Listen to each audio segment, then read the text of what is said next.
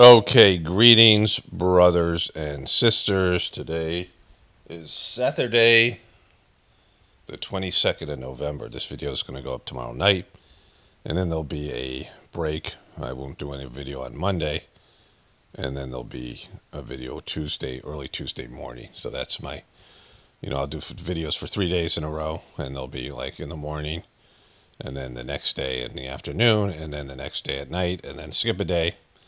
And that seems to be working. In terms of views, people are able to catch up with the videos, and YouTube seems to be recommending the videos more, and it gives me a little bit less pressure to make videos on a daily basis. And I'm still working, and I can take more time with the videos. So today my wife and I listened to this debate between Dave Smith and Josh Hammer, and Dave Smith just wiped the floor with them. It was hilarious. And it's the video where you can tell why they took down Charlie Kirk. And I've been waiting to cover that, but there's stuff that happens every day. And I was just going to cover that exclusively today, but there are two big things that happened, and I wanted to address them.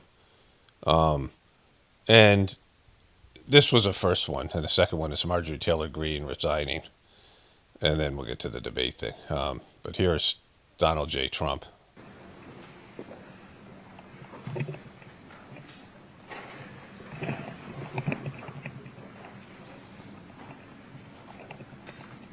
Well, thank you very much. We've just had a great meeting, a really good, very productive meeting. We have one thing in common. We want this city of ours that we love to do very well.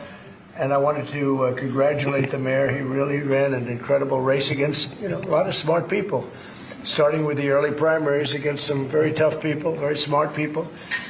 And he beat them easily. And I congratulated him.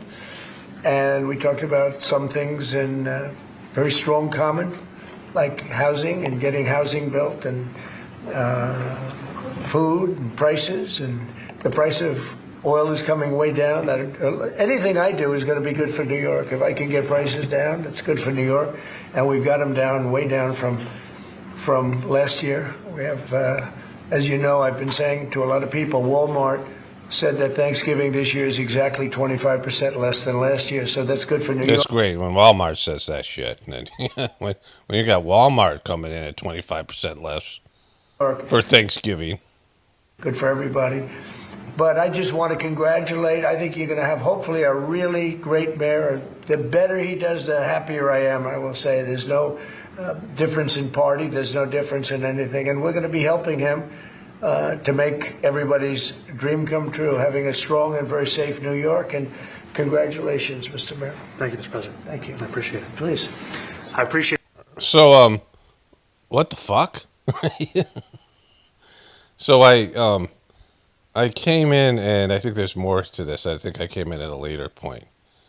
Let me see if I can find that here. So there's a beginning here where he says this. Everybody. But I just want to congratulate. I think you're going to have hopefully a really great mayor. The better he does, the a really great mayor. I think you're going to have a really great mayor. Now, Mamdani has been so I immediately go to Fox News. So I was watching whatever it was. I go to CNN, they were playing this. I go to MSNBC. I must have been eating lunch.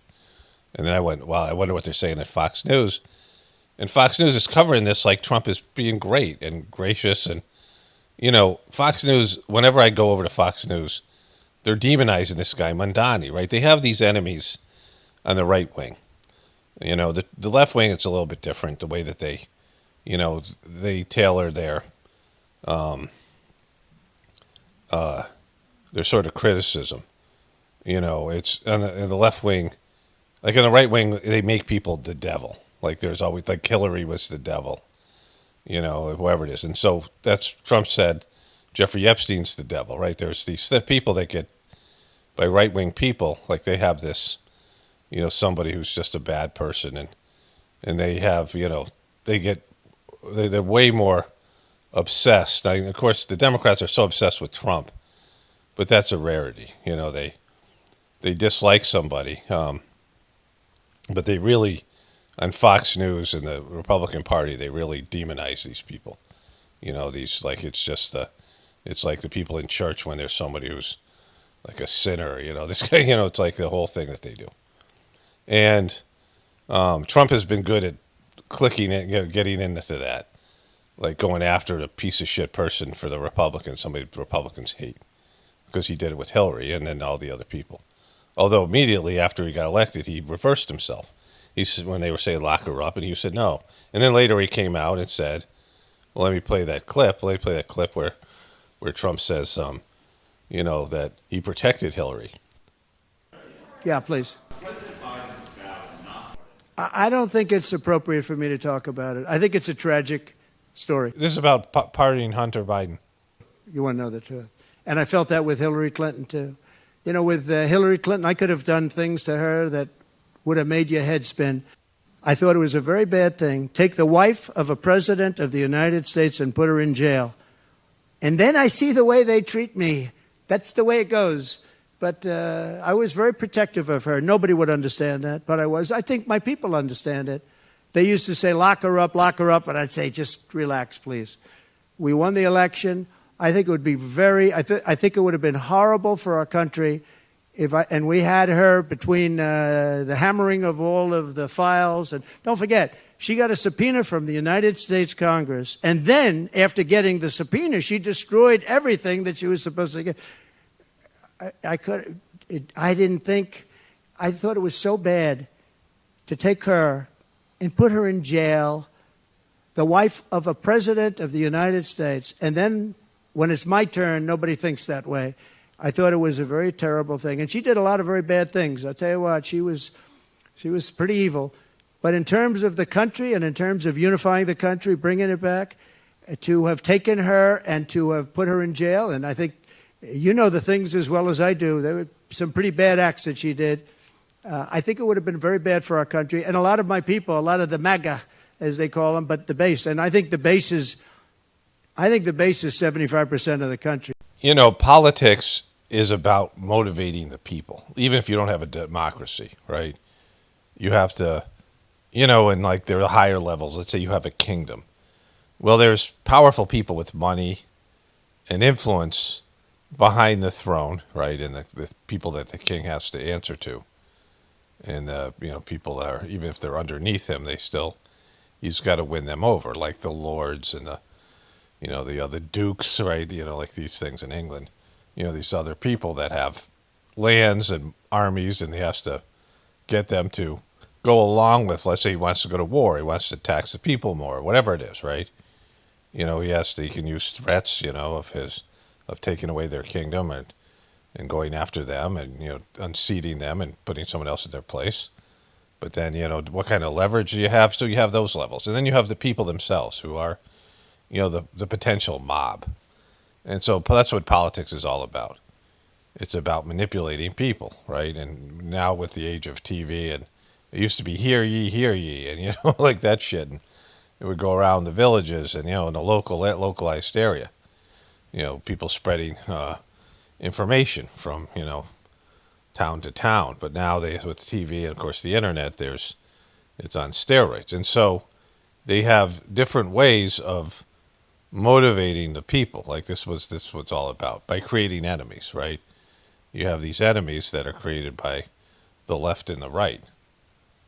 But the Democrats and the Republicans, the establishment, they use fear, hatred, and anger different with the different groups of people. The Democrats, I like to think they're more sophisticated, and they're not religious, many of them. And if they are, they're not like biblical, where, the Republicans want to show, they make these people into demons. And they've done this with Mamdani.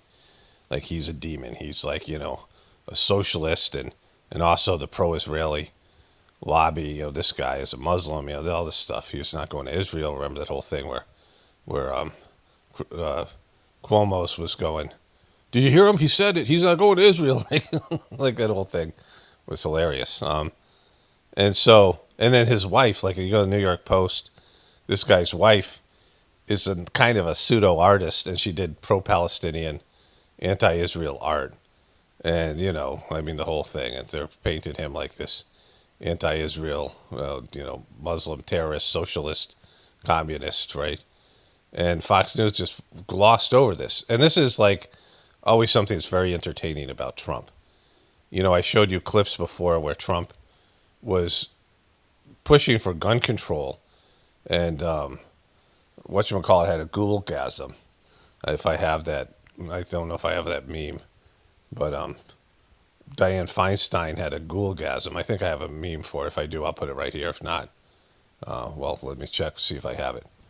And we haven't had them, and I'm talking Democrat and Republican presidents. They have not stepped up. Mr. President, the difference is this. There's not a person in West Virginia that believes that you're not going to defend their Second Amendment rights. Not a person.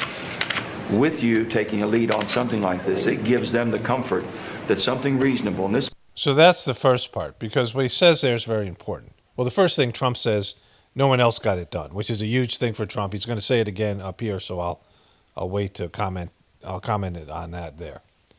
But him saying, Joe Manchin saying that West Virginians, you know, if it comes from you, they'll trust it. You know, when it comes from a Republican, they'll say, all right, yeah, this guy won't grab our guns.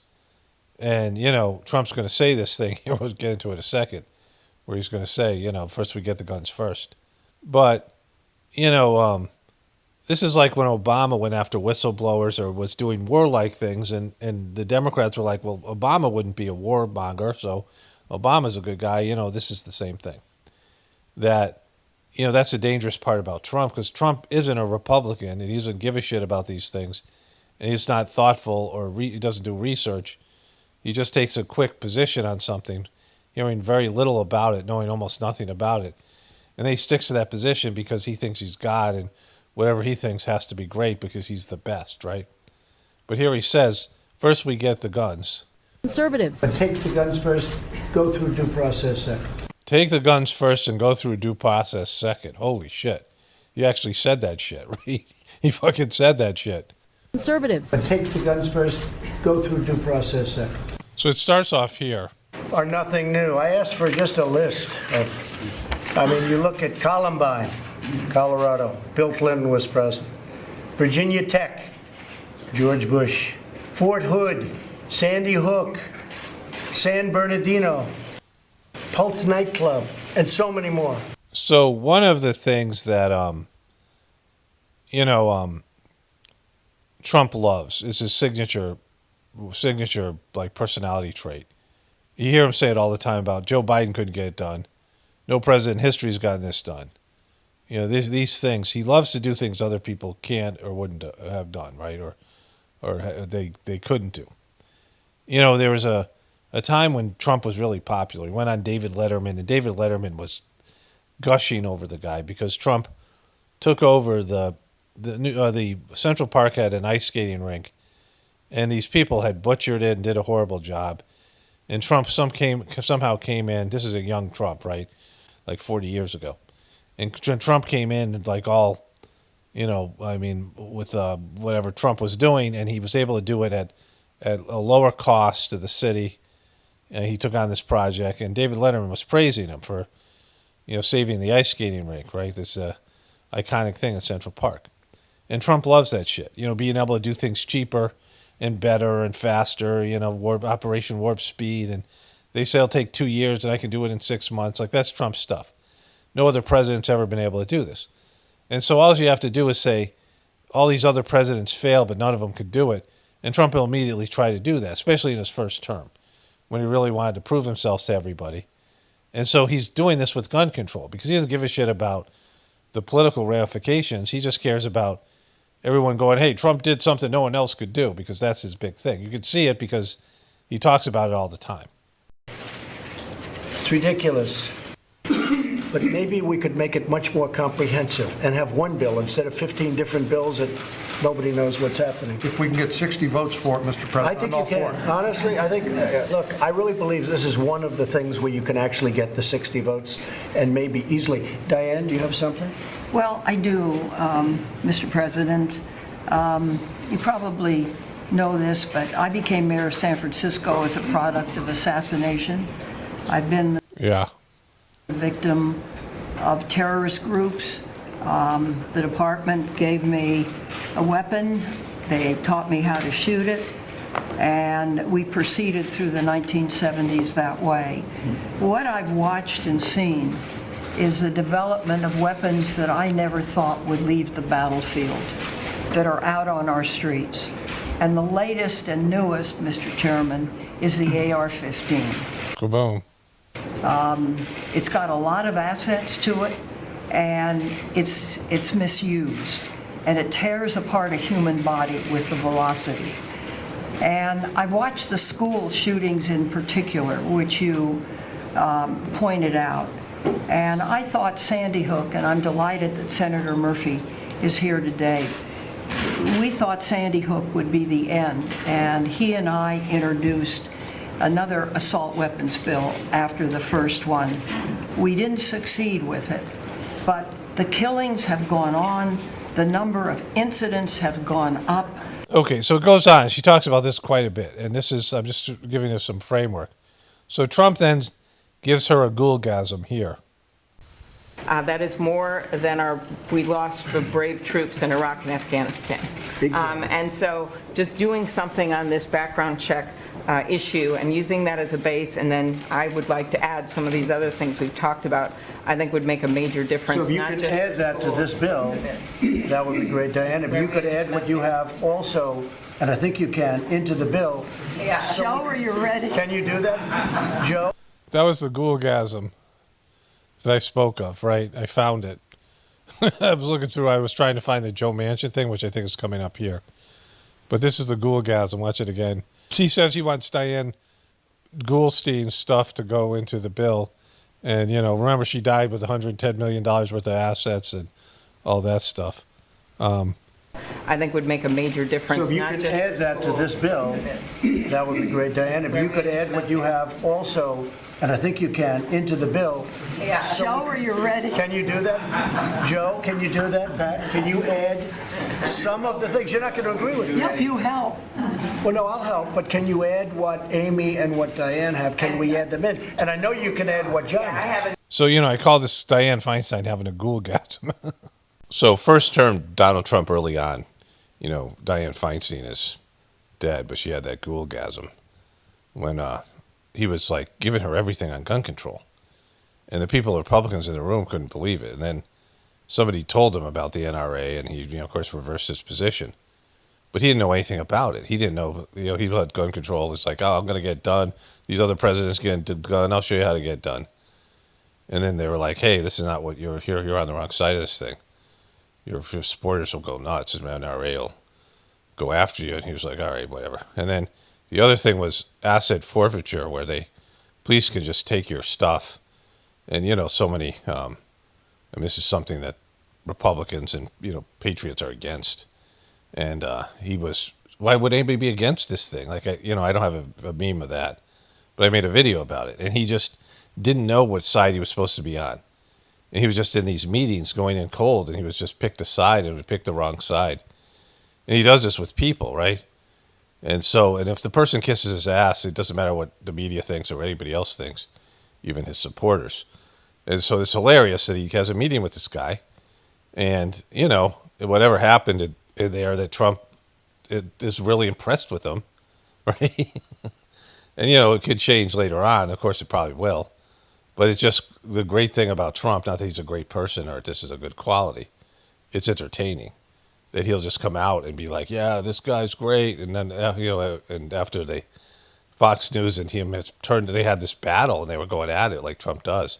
See, Trump thinks he can go and say the meanest things about people and then just be like, hey, that was just, you know, like he did with Hillary Clinton, and just be like, hey, that was just politics. You know, that was just, you know, a show. You know, like he's done this so much with all these fake feuds that people have, you know, rap feuds. He's been in a lot of rap feuds himself, where, you know, a lot of beefs, you know, there's rap beefs that are fake. You know, the rappers themselves are many times gay actors who are, you know, college educated and came from suburban homes and, you know, are not real gang members, and they go after each other in these rap disses, right? You know, just to promote their albums and to, you know, they're all in on it. And so it's, you know, and Trump's used to doing shit like that, and he thinks he could just say these things and totally reverse himself. But in politics, but his dopey supporters just won't see it anyway. So this was wonderful. And so I was like, this is the good thing about Trump is in terms of entertainment value. He just does shit that, politicians don't do. Okay, so today is Sunday, November 23rd. The video is going to go up tonight at 9 p.m. And I'm going to Marjorie Taylor Greene next, and then we have the debate that shows why Charlie Kirk was, taken out. Like if this is, legitimate story. But at the end of the video, there was a couple comments, and one was an epic comment that I really enjoyed, and another one was about, maybe that's the comment, I don't know. But one person was saying how, how could people possibly have known 8 years ago that Trump was a piece of shit, right?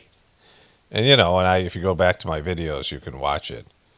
I mean, I, talked about all the things now that are, you could see in his personality. And one thing that I said this term that, we didn't really know what kind of president Trump was going to be. Like when he first came into office, he wanted to come in with a military-style parade, which he eventually had. He wanted a North Korean military-style parade in his inauguration in 2016. And he had something like that on his birthday, which was an epic fail. It's not very impressive, rolling out all these weapons and things, like this. I mean, it's the WWE style, bullshit patriotism. And he was talking about how he was totally willing to use nuclear weapons in his campaign in 2016. And he was all over the place, and he didn't know what he was going to do. And I credited him that he didn't get us involved in any wars in his first term, and he didn't do a lot of bullshit military action. And so his first term, he was pretty good about that, even though he came in, threatening nuclear war. I mean, saying he was totally willing and wanting to use nuclear weapons. But, the thing about Trump is nobody knows what he's going to do because he doesn't know. You see this stuff with Dianne Feinstein and these other people. When Trump goes into a meeting, he can be totally influenced by the people there. He likes to be liked, and he likes to be, it's just there's like what he was doing. There's like kind of, he panders to people, and he, and he doesn't really. He's not a studious person. He doesn't know anything. He's able to sort of, for a brief period of time, make it appear that he's a truther. He's also able to make it appear that he's a Christian. And he's also make it appear that he's into gun control, or whatever it might be. Like you see this over and over again. He's not a person that does deep research. There's this. I might have the meme somewhere. If I do, I'll show it here. Yeah, I do have the meme. And he talks about being bored. He talks about, I'll put the meme at the end of this voiceover, but he talks about being bored it was to do with the signal gate. And he said the reporter left the chat because he was probably bored. Because, these guys are planning the intricacies of dropping fucking missiles on some, Middle Eastern country, whatever, Qatar, whatever it was. They're talking about, or Yemen or something, and they're talking about dropping missiles. And Trump says, yeah, he probably, it's probably boring. They brought this guy into the signal, and we don't know if he's an Israeli asset, but he was a liberal, Trump-hating reporter who ran, the guy who runs the Atlantic. And this guy went on a victory tour for a week that he, was able to expose that whole thing. Remember Signalgate, that now it just seems like a nothing burger, right? It just like disappeared. But it's kind of a big deal, and still really kind of is, especially for military people. But Trump said, yeah, he probably left because he was bored. Because Trump's bored by all that shit. He doesn't like his briefings. He doesn't listen to people. He's the kind of person that gets very little information. You see a lot of these people on the internet. They're not thoughtful people. They don't do deep research. And they, run their mouths on limited information. And usually it has to do with motivating people, finding out what people want to hear, or just telling them it. Because he doesn't care about any of this stuff. He doesn't care about policy. He doesn't care about abortion. He doesn't care about, wars and other people. He just doesn't care. Like, he's just very self-centered. And you can see it, like, when he was on The Apprentice, what kind of person he is. He's very self-centered, very narcissistic, And really, his biggest emotional response is when he's criticized, he gets angry and goes after people. Like, that's been his thing. But because of that, he doesn't have like a belief system. He doesn't have a dogma. He doesn't have some kind of internal code. He doesn't have predictable behaviors because he doesn't care about any of these things, and he's just completely arbitrary, right? You know, when my ex was going through her divorce, she had a divorce process and post-divorce process, custody things that lasted for like 7 or 8 years, and it was contentious. And her lawyer said, you don't want to really go in front of the judge because you see these judge shows like Judge Judy and these things, and they just, don't hear a lot of information. They just make an assessment and they blame people one side or the other. They don't like the look of one person it's just completely arbitrary. Like, you can't expect the judge to do a thoughtful, in-depth research into your fucking your marriage, right? Or they just see all these people in cases, and they make these arbitrary decisions, and because they have to see hundreds of people, and it gets old after a while, right? So these things, and Trump is like that, but much worse, and he's just he does things off the cuff, and when he makes a decision, he expects everybody to praise him and back him, and if they say anything that's critical of his decision making and make him feel insecure and like a pile of shit that he is, right? And he's if they question his authority, he goes ballistic, right? So people can't tell him, like, you're a dumbass. So, what I said when he got elected, the second term, nobody knows what he's going to do. Because he doesn't know. Like, he doesn't have he's made these promises. He doesn't remember things either. He remembers that they persecuted him. He remembers that they sued him and they tried to, convict him and they demonized him in the media. He remembers that kind of thing. He remembers the people that talk shitty about him. He remembers the people that praised him, and that's about it. And he just, everything else is just in one ear and out the other, right? Like, that's just how Trump is. I mean, it's just like you might as well just flip a fucking coin, right? Like, you just might as well just flip a fucking coin. And that's, in terms of any of these decisions. I mean, he has influence, he has handlers, and he has people. He's not going to, in terms of the, whatever it might be that are things that aren't dictated to him, right? There will be, people with power who are very clear that he needs to do this or that, and people who are buying him off and paying him off, and, like where he's getting the shekels from, and whatever else that motivates him to be the best friend that Israel ever had in the White House. Like, he's always going to he's going to find out what Israel wants and gives it to him. But, these other decisions, it's just completely arbitrary. But these other decisions are just completely arbitrary. And so, that's who he is. Like, we know who Trump is. And I knew who Trump was before he got elected. And, he's done a lot of things that are surprising, only from the standpoint of where the fuck did that come from. But he's a person just like Joe Biden. Like, Joe Biden was senile, and they were just, telling him whatever he wanted to hear to sign a bill or auto-pen a bill. But they were running shit through him that he had no idea, which they loved, right? They, like, he was the one who's going to take the blame, and they were able to push through all this agenda with Joe Biden just being basically like a cardboard figure. But Trump is the same way. They know how to manipulate him and work him. They know how to present the information to him. And then, half the times he's just like, handle it. I don't care. I'm bored. I don't care. You do it. And then he doesn't want any responsibility. And he said, oh, that's person's responsibility or that, because he's not really, making these decisions. He doesn't know what the fuck's going on, just like Biden didn't. And he's getting old and he's losing his shit. So, I mean, other than he knows, like, he's fucked with the Epstein files, like, that's something he cares about, right? He knows that there's information there that's going to barbecue him, right? So, this is who he is.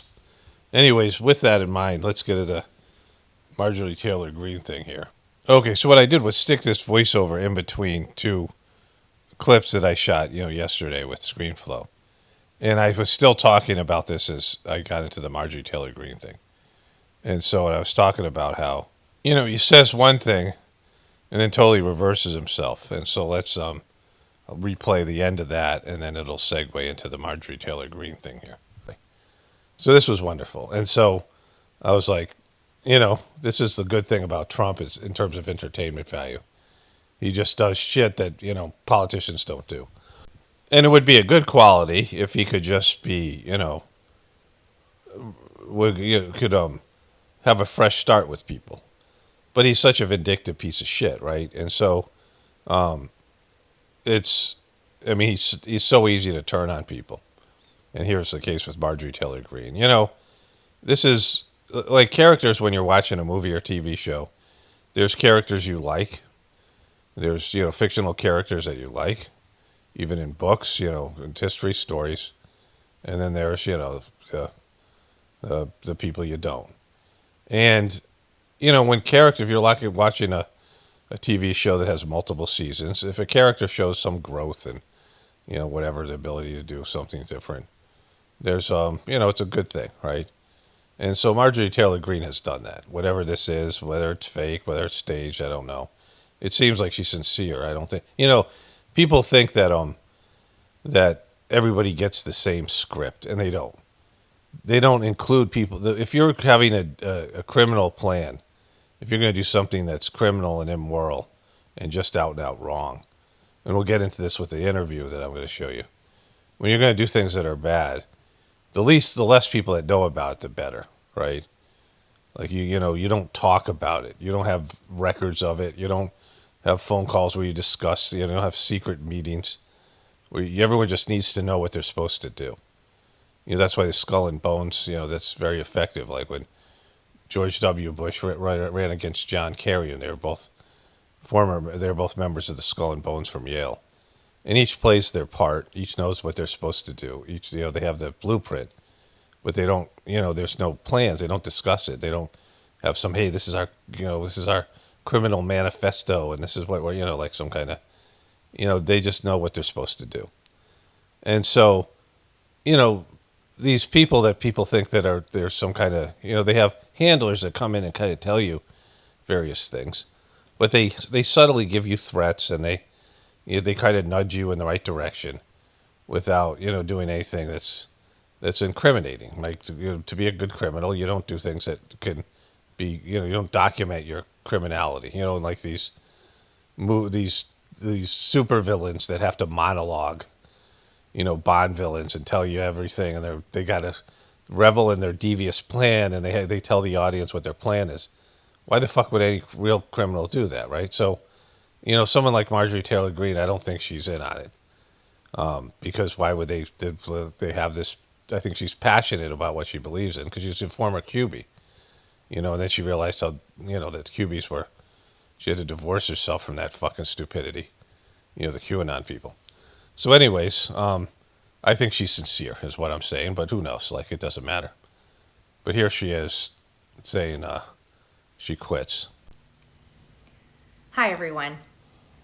I've always represented the common American man and woman as a member of the House of Representatives, which is why I've always been despised in Washington, D.C., and just never fit in. Yeah, that's not why you've been despised.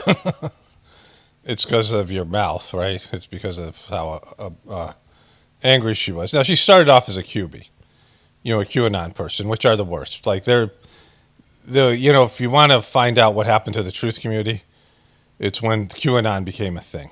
And, even Alex Jones, he started off as a QB, and then he smelled a rat, even as much of a shill and whatever he is. And, QAnon was something that was run by the deep state was run, the so-called deep state, which I don't believe in, but the intelligence agencies were running this Q thing, and they wanted to, demonize the truth community, and they got a bunch of dopes to volunteer to do it, and, the rest is history. But, that's why she was not liked. I mean, whatever her point of view, she was obnoxious, right? Americans are used by the political industrial complex of both political parties, election cycle after election cycle, in order to elect whichever side can convince Americans to hate the other side more. See, this is a part that I'm glad about. To whatever, because she's a character in the show, and she's saying truth, right?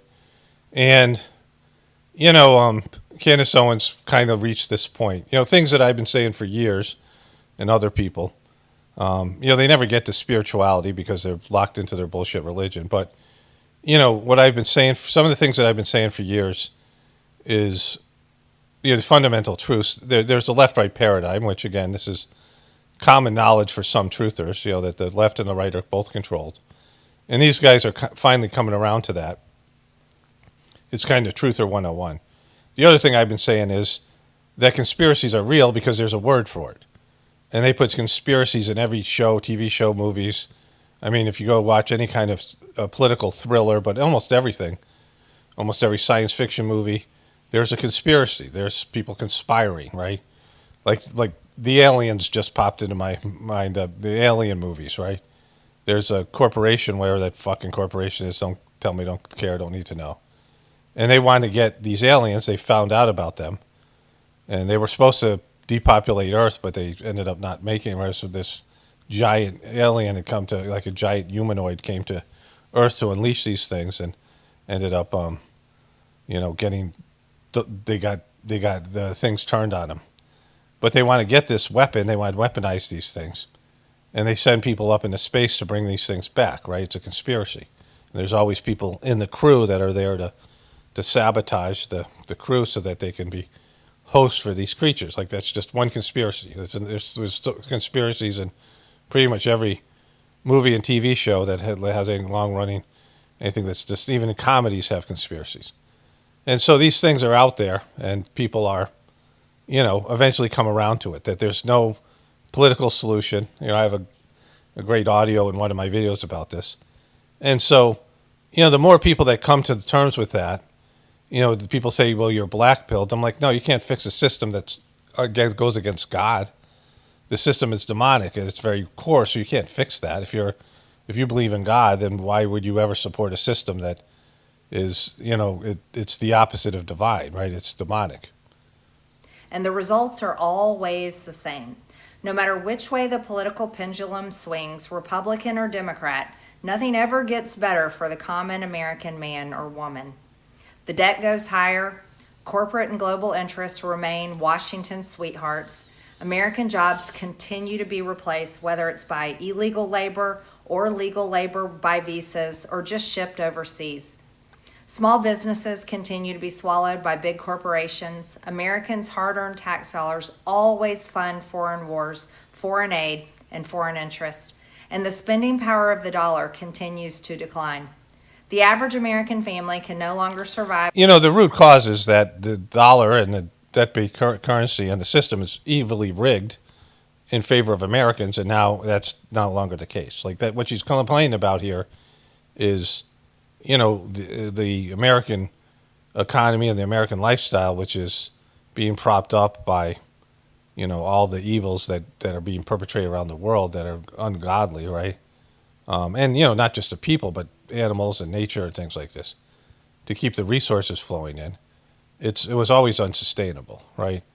The thing about all these, the reason there's no political solution, and I talked about this in that long voiceover, so I'm just going to address it quickly here, is because politicians, again, it's a shitty system, it's rigged, but most politicians, even if they start off as good people, they get corrupted by the system. And, I talk about the difference between a doctor and a healer. There's plenty of doctors, but there's very few healers.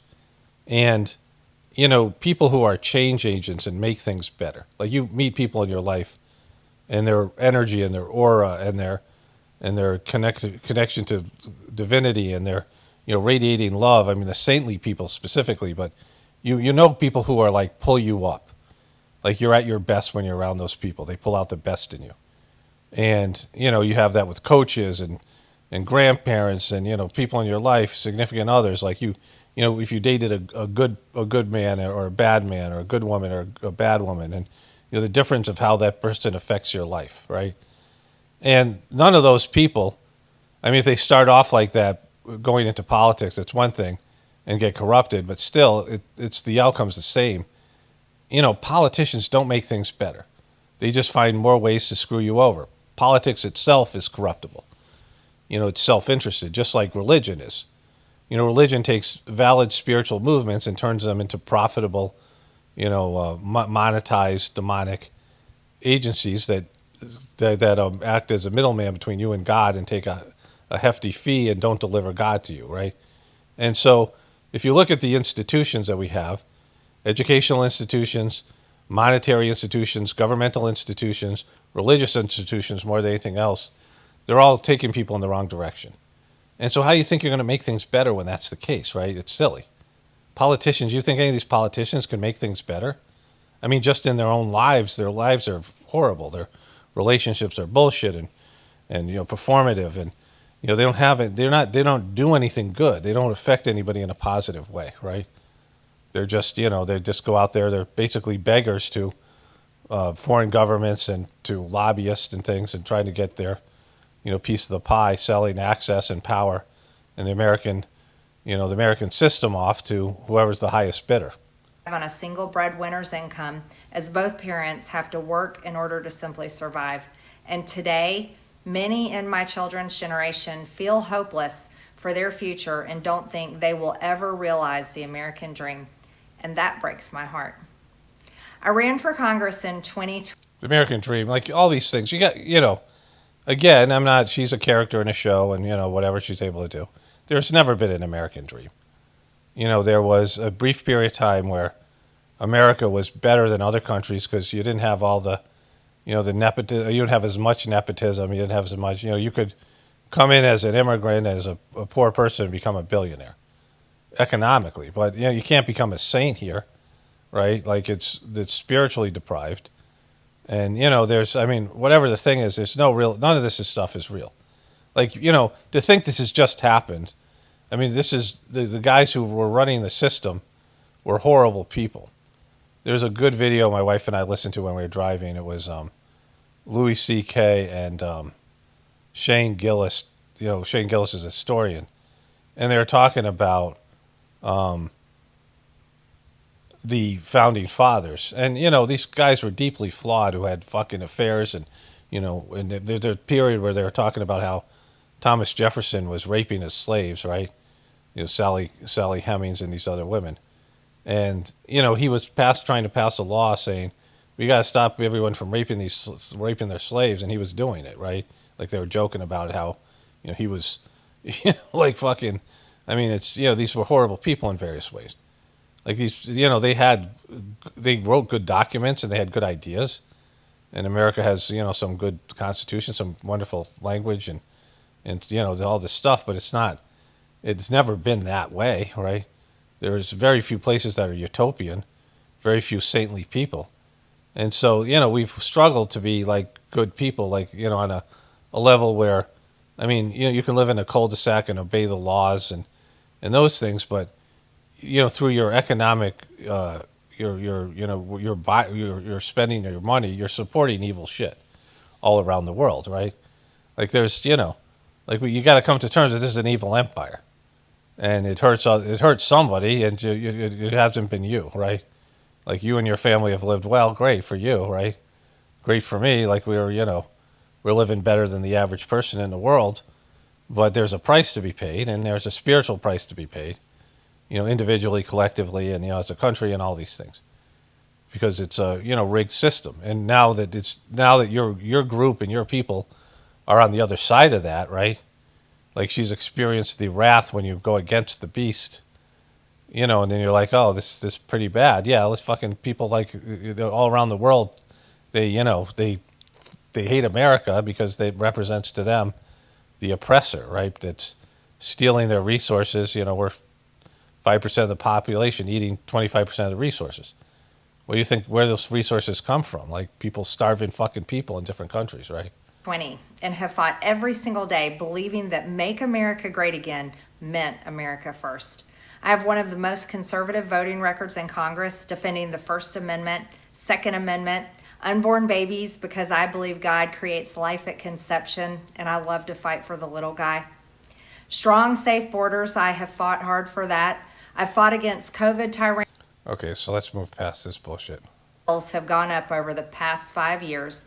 They actually do their own grocery shopping, and no food costs too much. Invasion into America. And I led the effort to defund hard left politically biased NPR in Washington, D.C. to defend President Trump and vote no against the Democrats' second impeachment in 2021. 14 years old, trafficked and used by rich, powerful men should not result in me being called a traitor. Through it all, I never changed or went back on my campaign promises and only disagreed in a few areas, like my stance against H-1Bs replacing American jobs, AI state moratoriums, debt for life 50-year mortgage scams, standing strongly against all involvement in foreign wars, and demanding the release of the Epstein files. Other than that, my voting record has been solidly with my party and the president.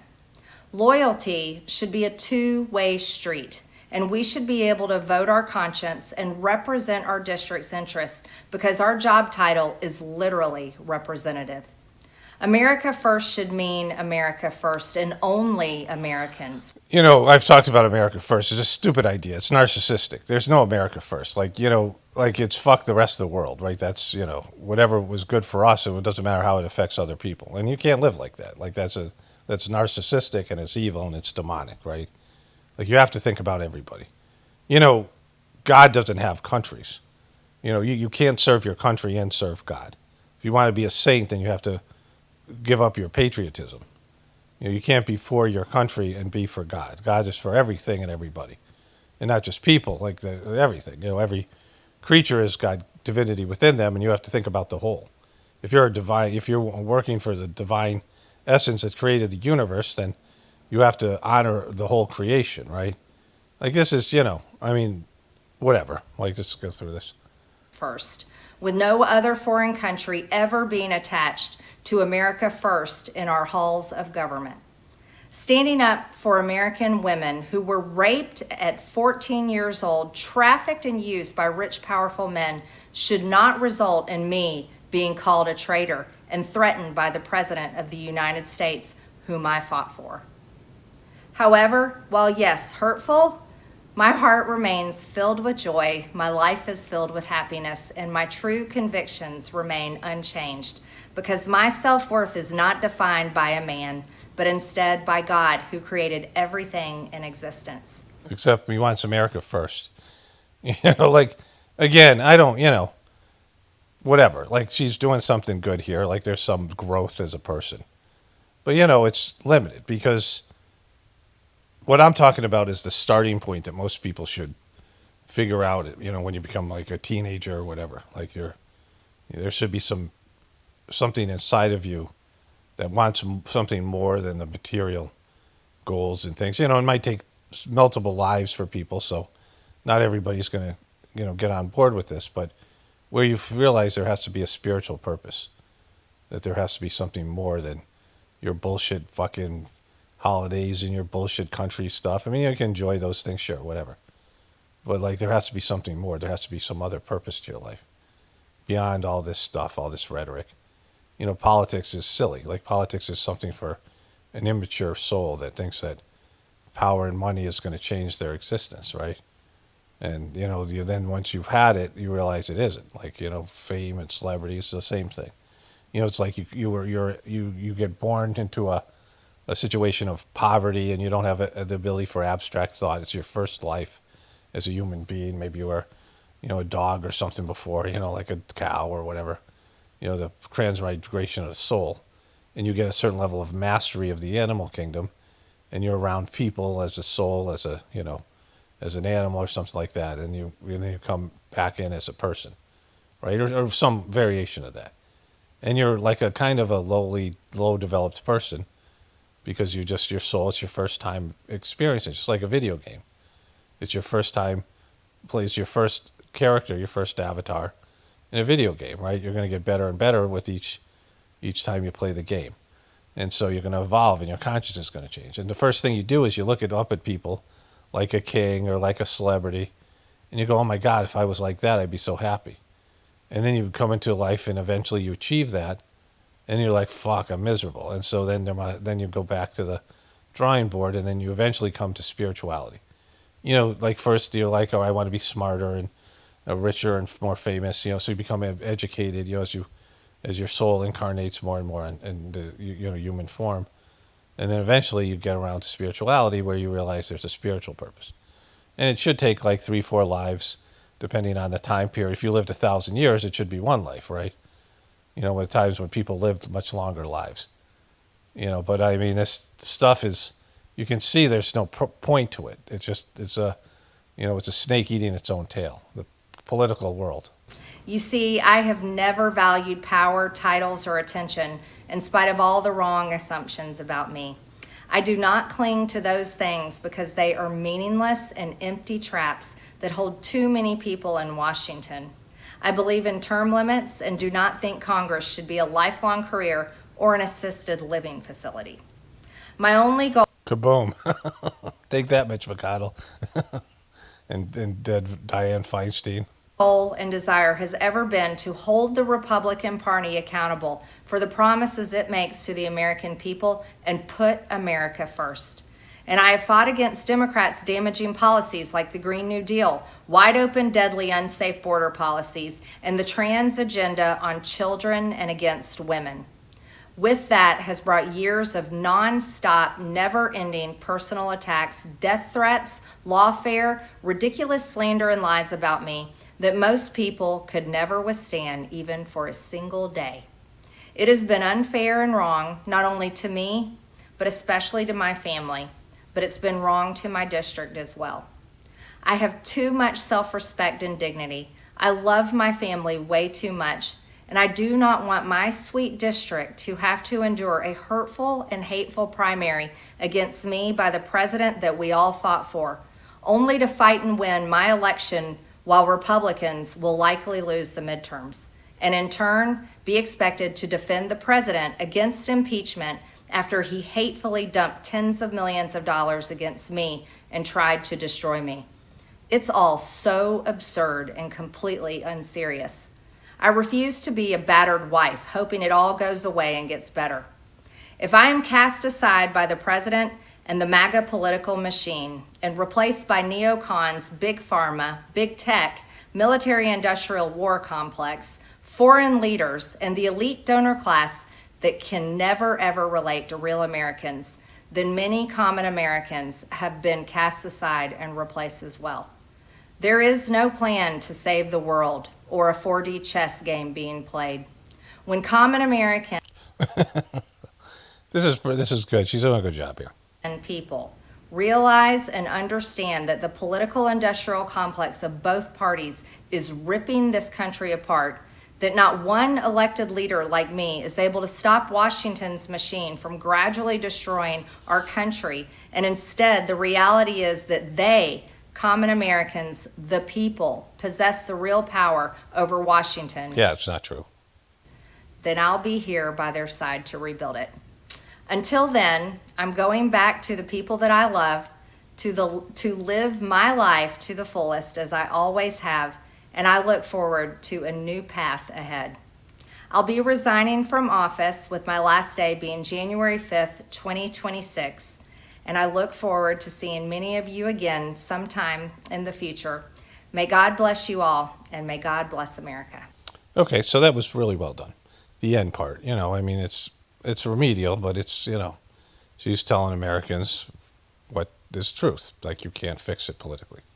And that's a step in the right direction. I don't think anything's going to come of it. But, you know, good for her. Good on ya. So, all right, I want to go to the other thing now, the debate.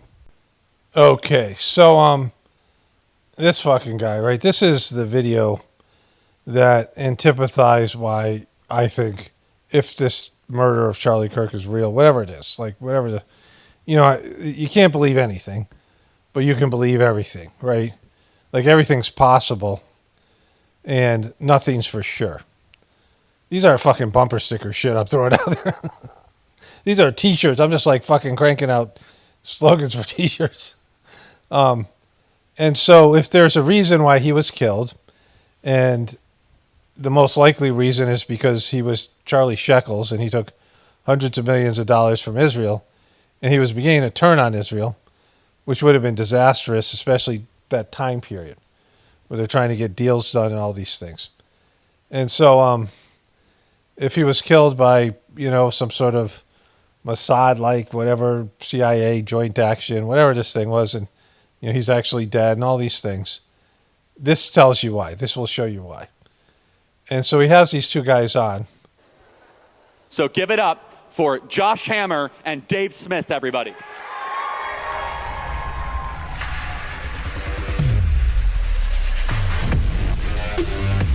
Boom. They're bringing it here. Here's the guys. And Dave, means a lot that you made work here. You took an awful flight. Okay, so An event. Some people aren't familiar with your work. Introduce yourself, make an introductory statement.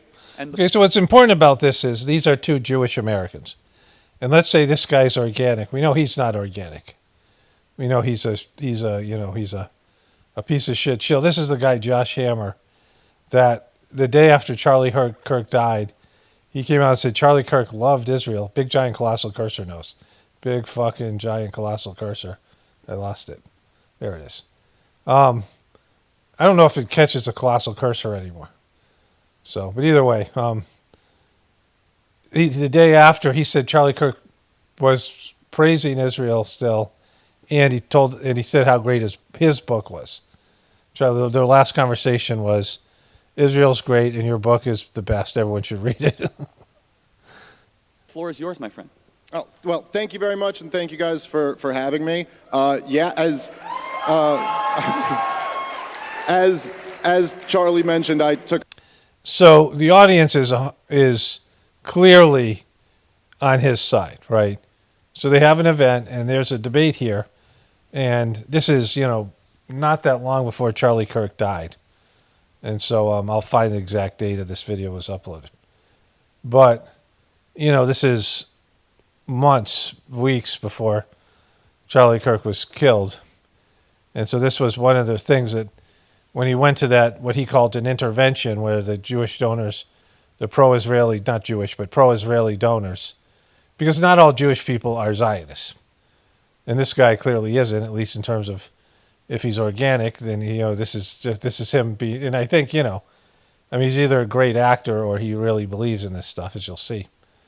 But the Zionist donors said, don't have this guy on and don't platform him and Tucker Carlson, right? A flight here. Oh, so I'm going on no sleep. So if Josh wins, it doesn't count. But he's not going to win. Spoiler alert. He comes out already. Like right off the bat, you could tell he's going to get slaughtered. I'm a stand-up comedian, and I'm also a libertarian. I'm really a follower of the greatest congressman who's ever lived, who is Dr. Ron Paul. Okay, let's move forward here. That's what would sell you, or maybe not you, you're too young, but sell your moms and dads on going and fighting this war.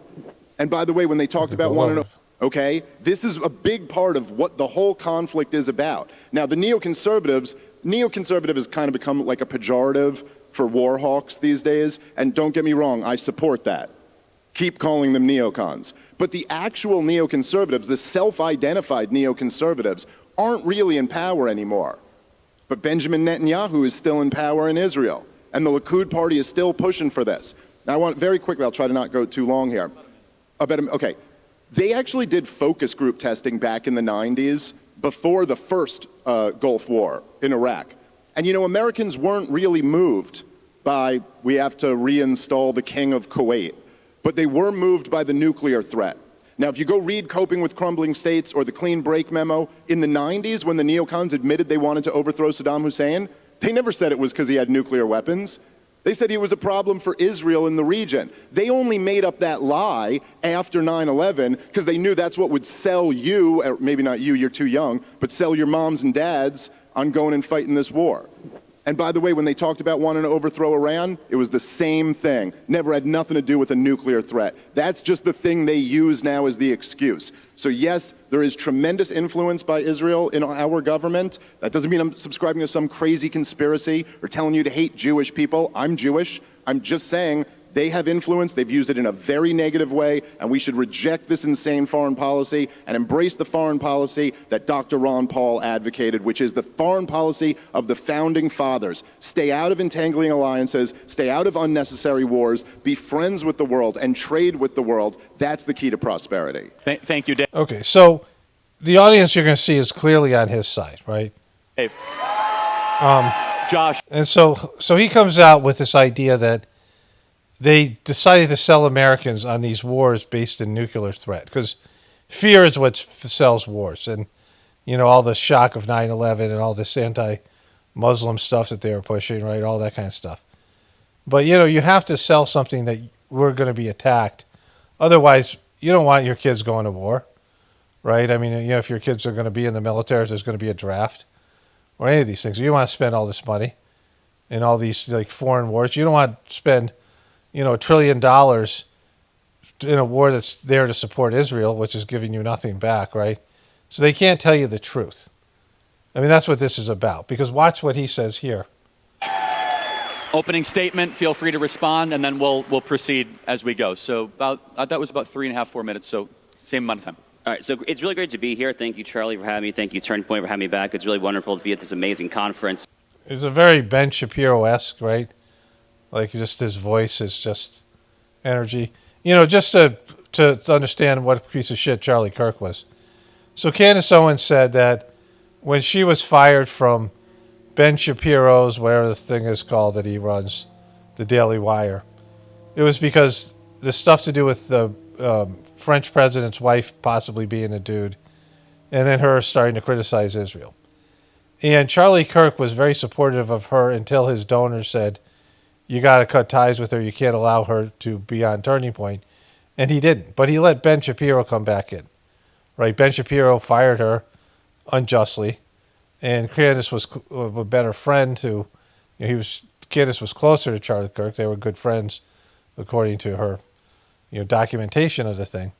And yet he allowed he platformed Ben Shapiro, who fired her unjustly. And he screwed over his friend, right? But that's not what's happening here. Like, there's been a switch thrown, which I'll get into, because this is what would piss... I mean, if you were Israel, or you were Zionists, and you were paying Charlie Kirk $100 million, and he screwed you over like this, because watch this guy implode. Dave joked that he didn't get any sleep last night. Today's actually also a fast day on the Jewish calendar. I'm not eating or even drinking water. So we're all on the same page here. We're all just totally screwed. So you can kind of get off the same... Whoa. Starting place there. Look, there's a lot of substance to respond to. I'll just really briefly do that, and then we'll talk about what I actually want to talk about in my opening remarks. Dave mentioned this alleged coordination between the neoconservatives, which I presume he means Bush-era foreign policy, and the Likud party. I presume half of you probably don't even know what the Likud party is. It's referring to the Israeli right. It's very instructive, and Dave always conveniently neglects to inform the audience of this, that the actual leader of the Israeli right back in 2002, a man by the name of Ariel Sharon, vehemently opposed the Bush administration going into Iraq. So this whole notion that Israel is talking America into foreign wars is total nonsense. Actually, in 2011, when the Obama administration toppled Muammar Gaddafi in Libya, it's actually well known that Libya actually sent secret diplomatic envoys to Israel, trying to tell them to then talk to the United States and France to talk NATO off of that attack there. So this whole narrative... Because he knew who the real fucking owners were, right?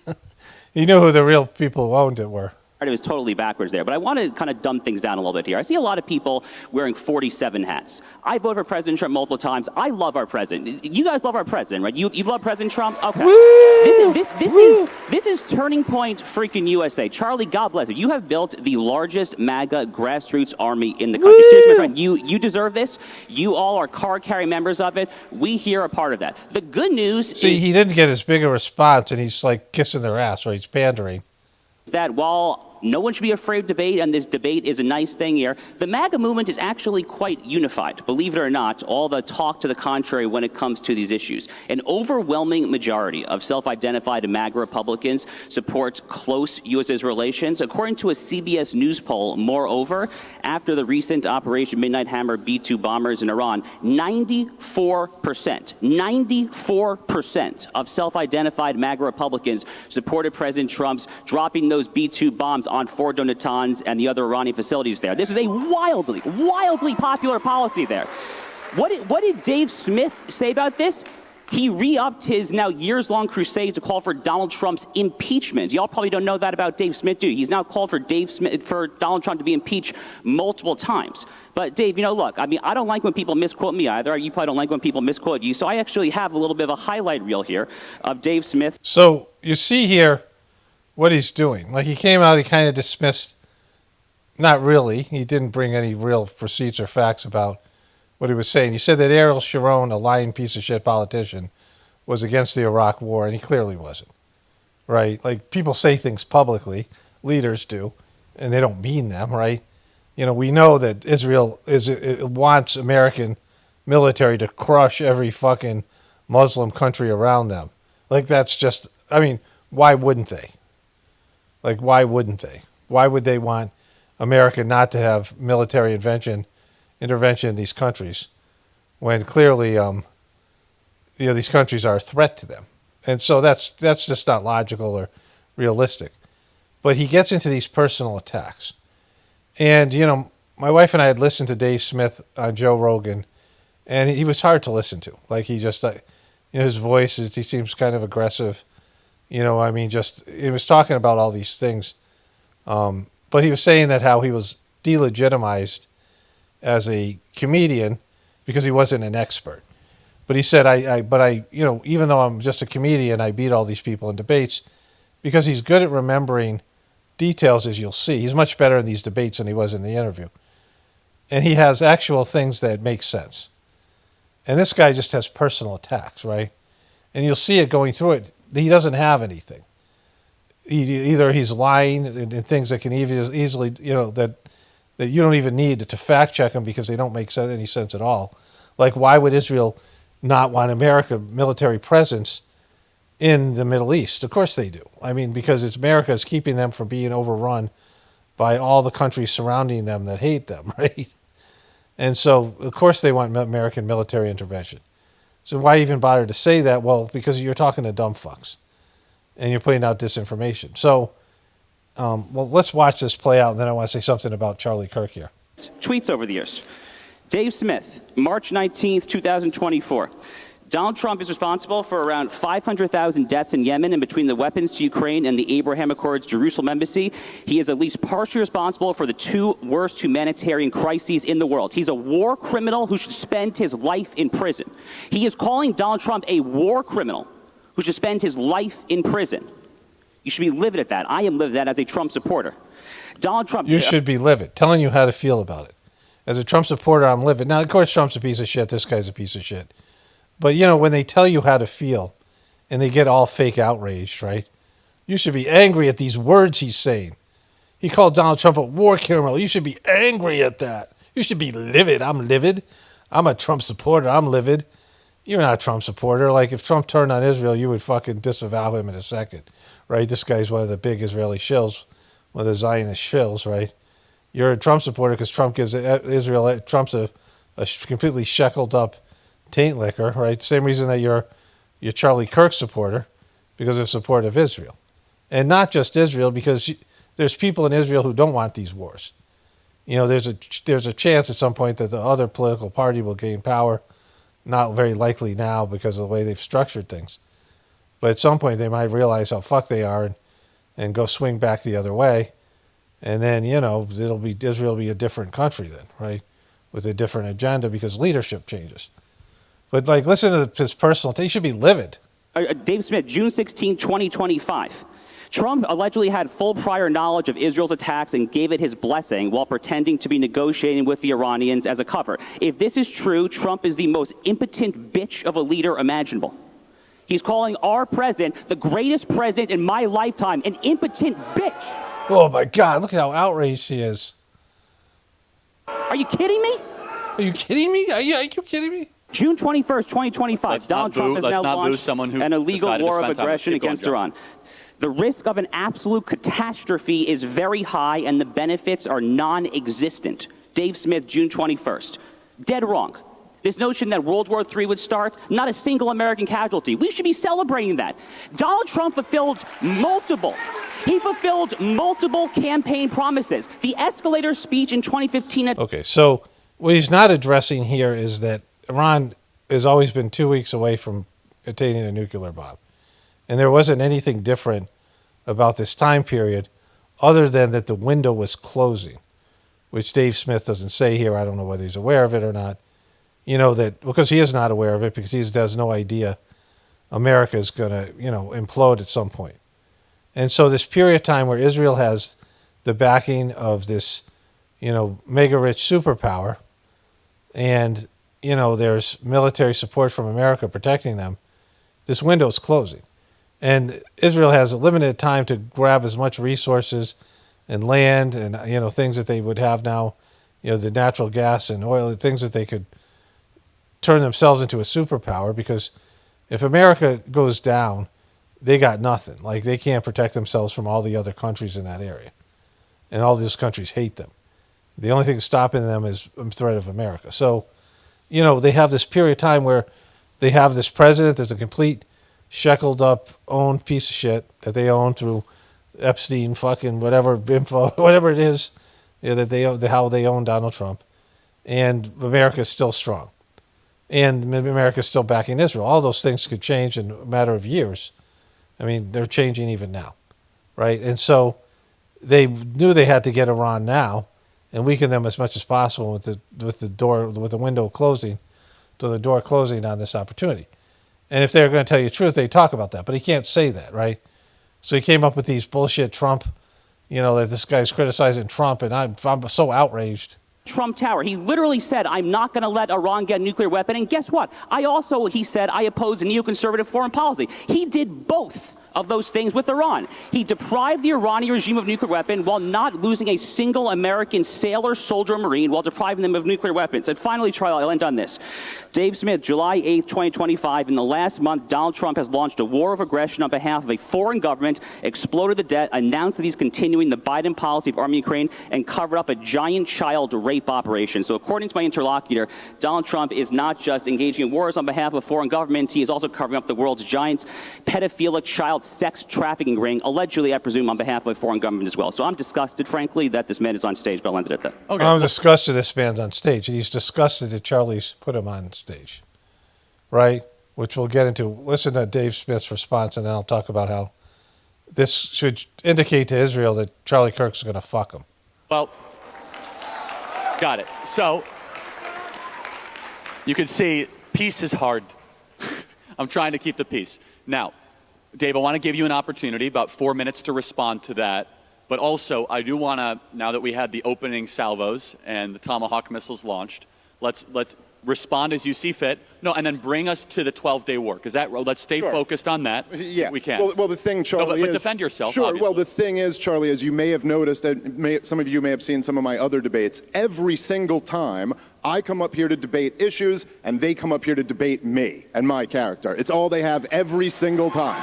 Because they can't actually take on any of the arguments. And so the most pathetic, low-hanging fruit of, you guys like Trump, this guy said bad things about Trump. Listen, guys, I'm a free American. I supported Donald Trump in this last election. Yes, he did just actively cover up a giant child rapist ring, and I'm going to criticize him for that, okay? And I'm See, this is so, what he said there means, and the crowd's reaction. So this is, these people are, this guy, other guy, Josh Hammer, pandered to their loving Trump and wearing MAGA hats and all that shit, and said this guy's he doesn't like MAGA.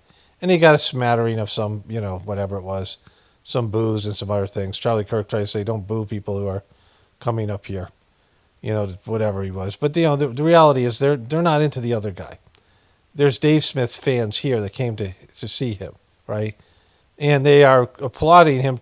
This is the beginning of when Trump was covering up Epstein. So this is fairly recent, right? This is when all that shit happened with, all these people reversing themselves, Kash Patel and Pam Bondi, closing the argument things down, saying that Jeffrey Epstein did commit suicide. This is that period of time, right? A month or so before Charlie was killed.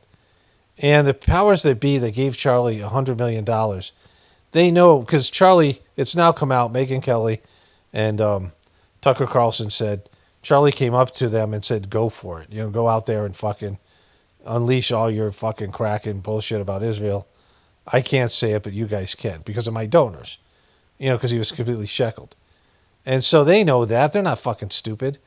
That this was a complete slaughter, and it is, because Dave Smith can bring the facts, can bring the, actual things that happen. And this guy, Josh Hammer, can do nothing, right? Because it is, anybody looking at this logically, if you had a friend who was dating If your friend was America and they were dating Israel and you saw the relationship, you would go to your friend, what the fuck are you doing? This bitch is taking complete advantage of you, right? She's a fucking manipulative piece of shit. She's making you worse. She's stripping you of your fucking life's energy. She's a succubus, a parasite, and she gives you nothing back, right? She's taking everything from you. You're withering away and fucking you're and pissing everybody off because she's a fucking contentious whore that nobody likes, right? And you would say you got to break up, because if anybody looked at the facts and just how this relationship plays out, all the things that we do to Israel that hurt us, and all the things that Israel doesn't do for us, right? And so, and just all the buying of politicians and, hurting Americans' civil liberties and all these things. And so they knew that Charlie Kirk was fucking them. Because by bringing Dave Smith on to debate this fucking moron, and it was clear that the audience was moving away from Israel. And he could say, I'm being neutral and I'm a good friend to Israel and, I'm not saying any of these things, but he is. He's bringing people in who say these things. And they knew Charlie was fucking them. Because Charlie maybe never would have said anything negative towards Israel, but he clearly was platforming people that did. And the message that this guy's putting out is a lot more powerful than the one that Josh Hammer is, right? And so if there's a reason why he was killed by Israel, they knew that this was this, because they knew that he was turning on them, right? Which, he said in notes and letters and things. This was, there was a contentious relationship then. After, you give someone $100 million fucking dollars, you expect them to stay bought. If you buy somebody for $100 million, like Van Jones, like we saw that fucking guy, and some of these people, certainly Trump, who got $100 million from Marion Ellison. You get $100 million from somebody, and they're buying you, you stay fucking bought, right? Because the same people that have $100 million to buy you have $20 million or $10 million to hire someone to kill you, right? Or ruin your reputation or go after you. This is like, they bought you. They fucking own you, right? And so, let's get back to it. Sorry, after all these years of us right-wingers saying, protect the children, come on, that's bad for your soul if you don't. You speak up about that. It's horrible what he's doing. And, as far as the actual substance of what Josh said here, which there really wasn't much, but I already pointed this out the last time we debated, his topic about how Sharon was against the war in Iraq is total nonsense. Sharon's envoy initially opposed it when he found out that Bush was going to invade Iraq, not because he didn't want Saddam Hussein to be overthrown, but because he wanted regime change in Iran first. And then, when the George W. Bush administration assured him that Iran would come next, they got on board with it and they started pumping out all types of propaganda about how Saddam Hussein's nuclear secret sites that didn't exist. And Benjamin Netanyahu, the longest serving prime minister in Israeli history, that year in 2002, came to Congress and testified under, a congressional testimony that anyone can go watch, and advocated not that the U.S. let Israel do it, but that the U.S. overthrow Saddam Hussein. I believe his words were, I guarantee that peace will spread through the region. And he also advocated that we overthrow Muammar Gaddafi and the mullahs in Iran. So you're just wrong about it. That's not true. And yes, have I been critical of Donald Trump when I think he gets things wrong? Yeah. I think that's what we should do. This is America. You criticize the government when they get things wrong. And so I don't even know what else. Josh, wait 1 sec, Josh. I got to keep the peace here. Dave, about a minute-ish. Okay. A minute and a half. No, I'm taking the right time. Look, as far as take about a minute and a half and try to do the 12-day war thing. Yeah, sure. As far as the 12-day war goes, look, I'll be honest. Donald Trump, it might be the greatest thing he's ever done in his life. So again, he wants the shit out there. Like, remember, you tell him about the 12-day war? Because I can't say nothing because I'm shackled up. I'm Charlie Shekels. Do you think them fucking cynical Zionist pricks don't see what Charlie Kirk was trying to do here? Right? Because I'd heard over and over again that they were pissed that he platformed Dave Smith and Tucker Carlson.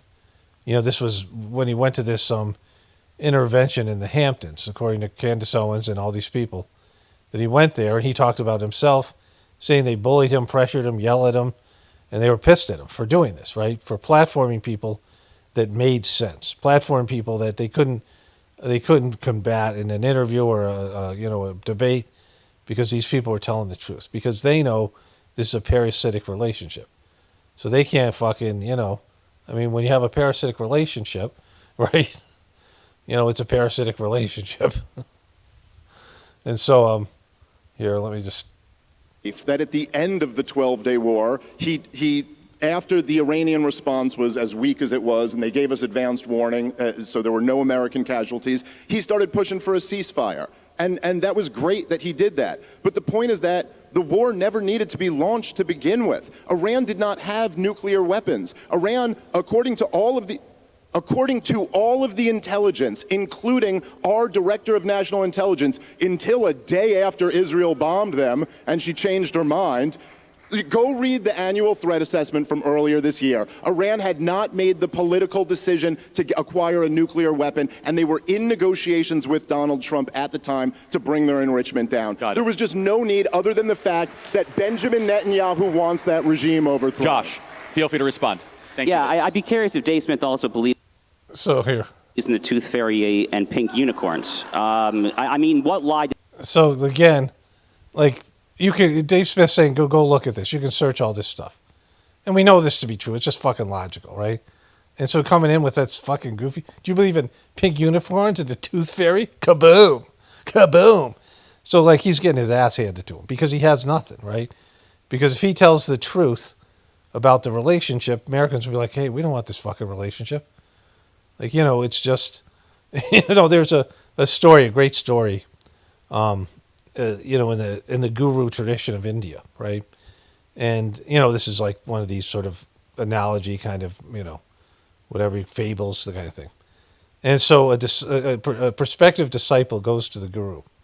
It's not the one I normally tell you guys about, where the guy says, bring me the grossest thing. And so the disciple goes to the guru and says, okay, so what do you expect from me? And he says, well, you have to wake up in the morning before I do and make my breakfast, and then you have to rub my feet, and then you have to, you know, make me coffee and iron my clothes, and you have to tend to my, you know, whatever it is, bring water from the well to me. And, you know, he just lists this long forever thing of all the stuff this guru has to do, that the disciple has to do for him. And the disciple looks and goes, well, I've thought about what you've asked, and so humbly, please accept me as your guru, right? He's like, I'm not getting that fucking, you know, these fake gurus who demand all this service, right? And so this is the kind of relationship we're talking about here, where America does everything for Israel, and Israel does nothing for America. And they have these guys who are, you know, funded by billionaires or billionaires themselves, and Jeffrey Epstein and all these people, like all the spying. Israel spies more on America than any other country. Israel sends most of their spy dollars not on their enemies in that region. I mean, they do spy in Iran and these other places, but even more so, they put most of their money into America because they know they can't lose the relationship with America. It's the only thing keeping them alive. And they know if Americans knew what the real relationship was like, everyone would be like, fuck, we don't want that anymore. We don't want you parasiting off of us. We don't want to give you our taxpayer dollars anymore. Is Dave Smith not believe, frankly? Look, the recent 12-day war is literally the encapsulation of the Trump doctrine of foreign policy. Donald Trump ran against neoconservatism. He is not a neoconservative. That's good because neoconservatism is actually really, really bad. I actually have a whole chapter in my book, Israel and Civilization. Bitch in his book, the book that Charlie Kirk said was the greatest book of all time. Talking about how bad neoconservatism is. I mean, no one heard Charlie Kirk say that, but he said, I talked to Charlie Kirk right before he died, and he said, everyone should buy my book. Chapter 7, if you haven't read, you should go ahead and pick up a copy. So yeah, it's it sounds wonderful. Woo! Your book, woo! Really good that Donald Trump opposes moralistic nation-building boondoggles. Guess what Donald Trump is also not and never has been since day one? He's never been a hardcore isolationist. He is a foreign policy nationalist and realist. We would say that he is a Jacksonian. He is in the mold of Andrew Jackson, one of his... No, he's not. favorite presidents of all time, because he believes in generally following the very wise advice of George Washington in his farewell address that you should beware of foreign entanglements. But when you are attacked, you are going to punch back 3 times as hard. How many times has Trump said that in a debate there? When he's punched, he's going to punch back really, really, really hard. What happened in the 12-day war was you had a close ally, Israel, that through their wonderful control of the skies, and they're taking out the missile launchers and the IRGC command there, essentially paved a very clean runway through that, and they're neutralizing Hezbollah last year in 2024, that then allowed the United States to come in with the B-2 bombers and the death They blow. allowed them? Allowed them? Oh, wow. Allowed us to just fucking go bomb a foreign country that's done nothing to us? Nothing, right? It was a perfect alley-oop. For you basketball fans, it was kind of like Kobe Bryant tossing it to Shaquille O'Neal back in the way. It was a perfect... Back in the way or back in the day? Do you mean back in the day or back in the way, bro? Tag team operation to It neutralize... was tag team operation. And set back by many years the threat of a regime that, whether or not we care to admit it, has actually been at war with the United States at least since the 1983 Beirut, Lebanon, Hezbollah barracks bombings that slaughtered 241 Marines, arguably since the 1979 hostage crisis as well. Again, Donald Trump fulfilled multiple... After we destroyed their leadership, right? So the CIA has admitted that this moderate leader in Iran, Mossadegh, they weren't dressing in fucking, these women were wearing these head coverings. They were wearing like fucking American slacks and bell bottoms. Iran, Persia, they had all this ancient history. I mean, they have like beautiful language. I've met so many of these Iranian people, and they're really neat. They're evolved and educated. They do my meditation. Used to be there in India. Now they can't. I mean, and they couldn't do it like it had to be like secret, right? Like they couldn't do it because the fucking government. And this one guy I was really good friends with. He was like he was just a great guy. Like he was just one of those people that just sort of everybody like really liked. And we spent some time together in India. My daughter babysitted his kids. And, there was a number of Iranians, but this guy was like, he did like motivational speaking, but in a spiritual way. And he just had this good way about him, and he talked about his country. And these people had every right to be like, fuck you, America. Like, there's people in the ashram from every country, not every country, but all these different countries around the world. And the European people were kind of dickish to me. Like, you could tell they fucking, America's a fucking, like, I don't give a shit, right? But, like, there were people who were, and I got some of that from some of the Russian people, or some of the Russian people were generally sweet, but I had this, people didn't like my American attitude. And I mean, I was younger and even more brash and things, but these Iranian people were nothing but fucking nice to me and the other Americans. Like, and it wasn't fake nice. And they had every reason to be mad because we overthrew this guy Mossadegh, which the CIA admitted, because he wanted to take 50% of the oil profits. It was 20% for Iran and 80% to British petroleum. And so they destroyed this guy, put in the Shah of Iran, which, regime change never fucking works, which led to the shitty government they have now. And we're 100% responsible for that. And everybody in Iran fucking knows it. All these people who suffer under that regime knows that America fucked them over. And doing another regime change, probably, they'll have it'll be even worse there. It'll be gang and thug rule and a breakdown. Every time you take away a government, as bad as that government is, it gets worse. And that government was a democratically elected government. They were running a democracy there, but America fucking CIA destroyed it, right? And so, why not say that? Well, you can't say that because you're a piece of shit, right? You're here to shill for Israel. You can't say anything that would make the Iranian people into humans, because you don't think of them as humans. You think of them as goy, right? Like, these are what these Zionists do. Campaign promises. He set back the nuclear program. Not a single American soldier... It's his voice and his affect and everything that he is. It's just a person. Sailor or Marine died. It was a brilliant, brilliant move of statesmanship, a fantastical move. Frankly, it's a borderline Mount Rushmore worthy accomplishment, I would say. So here's what I'm going to do. I'm going to insert myself because I don't want us to talk past each other, because these conversations have a tendency to do that. So I'm going to ask both of you a critical question. that both of you guys already launched. Josh, to you first. Dave's contention. And you can also see that, he's trying to be neutral here, but he's clearly, as you see this play out, he's clearly definitely swaying this for Dave. I mean, it's like a person who has, complete culpability.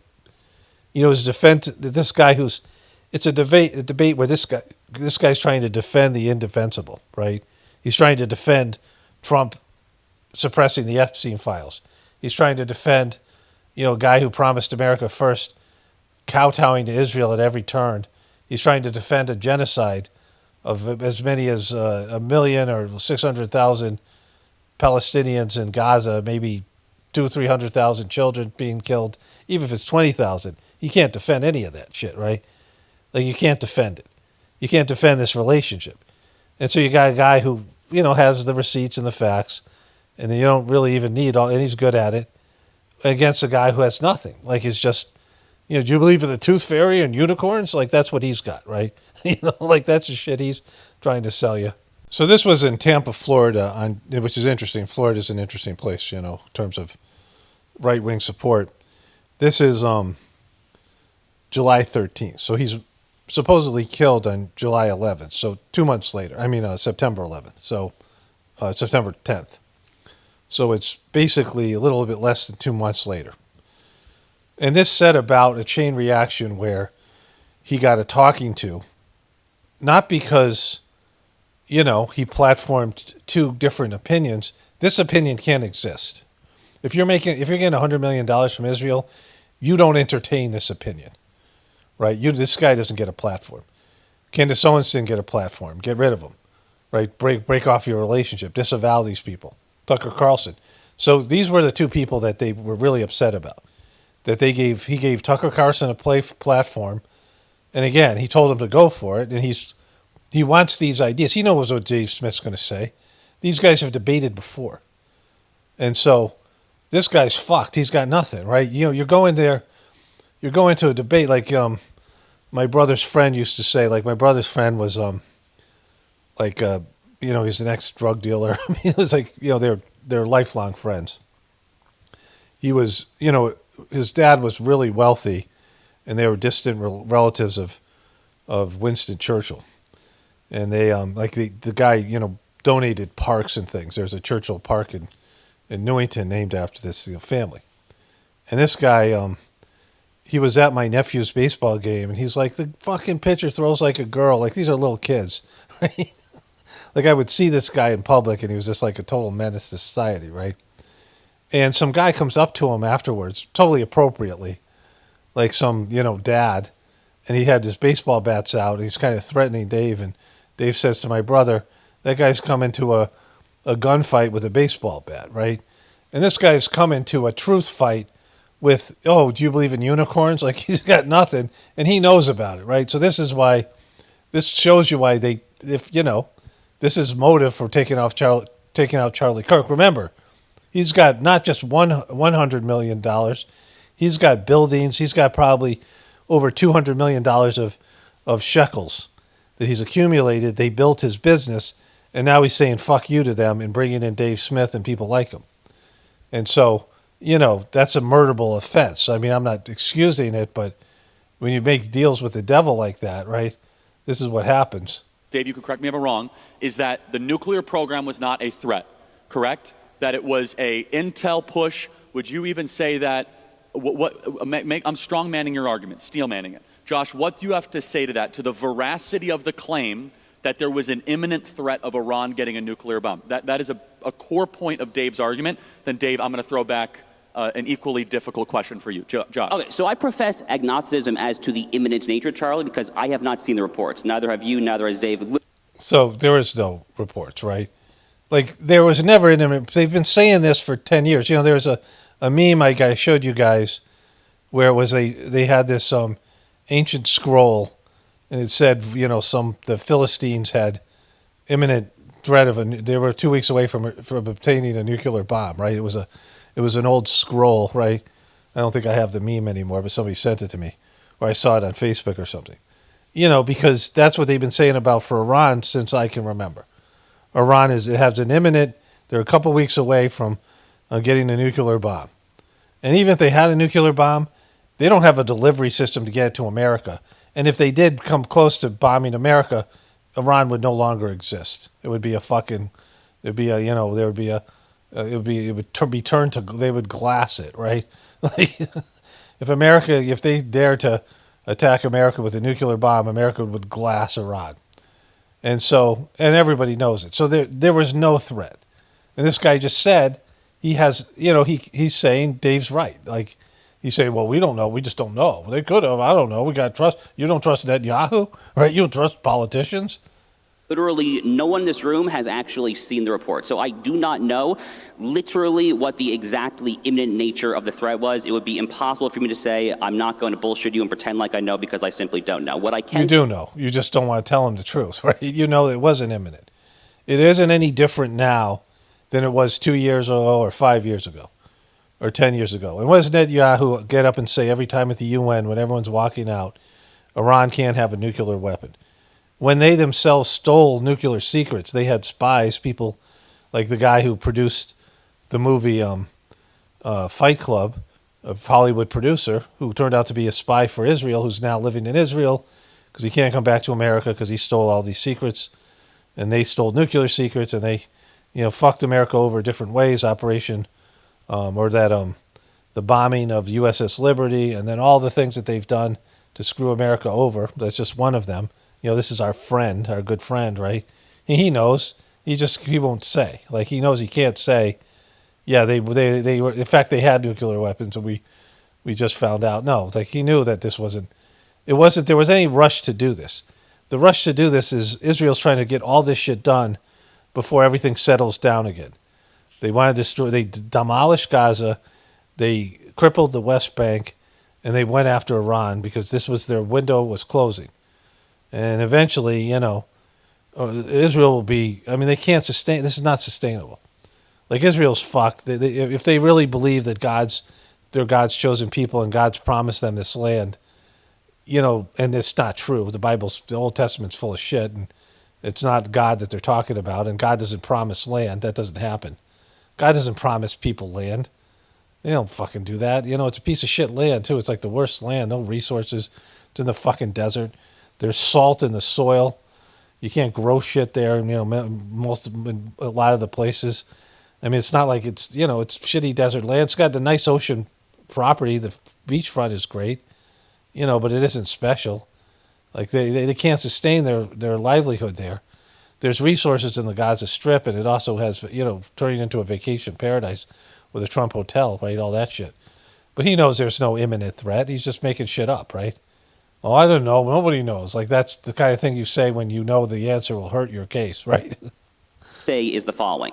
Iran has transparently and obviously been trying to acquire a nuclear weapon for 2.5, 3 decades. We know this for approximately 1 to 2 million different reasons. Okay, so what's different about when Trump bombed them and before? Nothing. If that's the case, which is not the case, because they don't want to be bombed. And they know that they couldn't, if they got a nuclear weapon, they'd be fucked. They just can't make a nuclear weapon and drop it on Israel. Like, America's protecting them. There's an alliance there.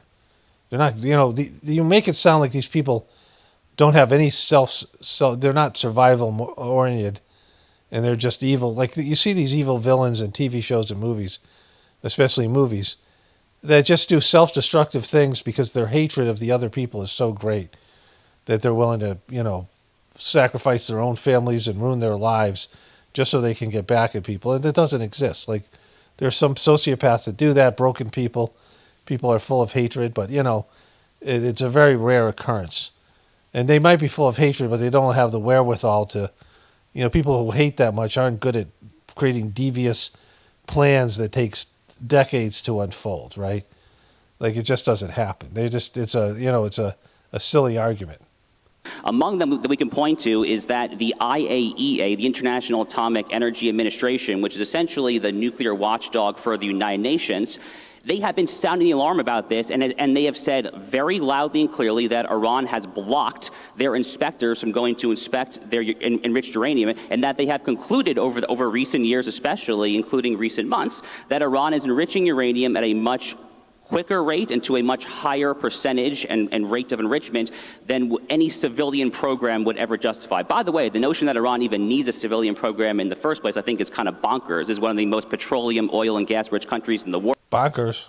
So that's kind of a bit of a red herring in and of itself. But we know from a million different international organizations that they have been doing this. And Charlie, more to the point, again, you know, Dave likes to say, oh, they just chant death to America, which they do. They literally chant it every single day in their Potemkin parliament.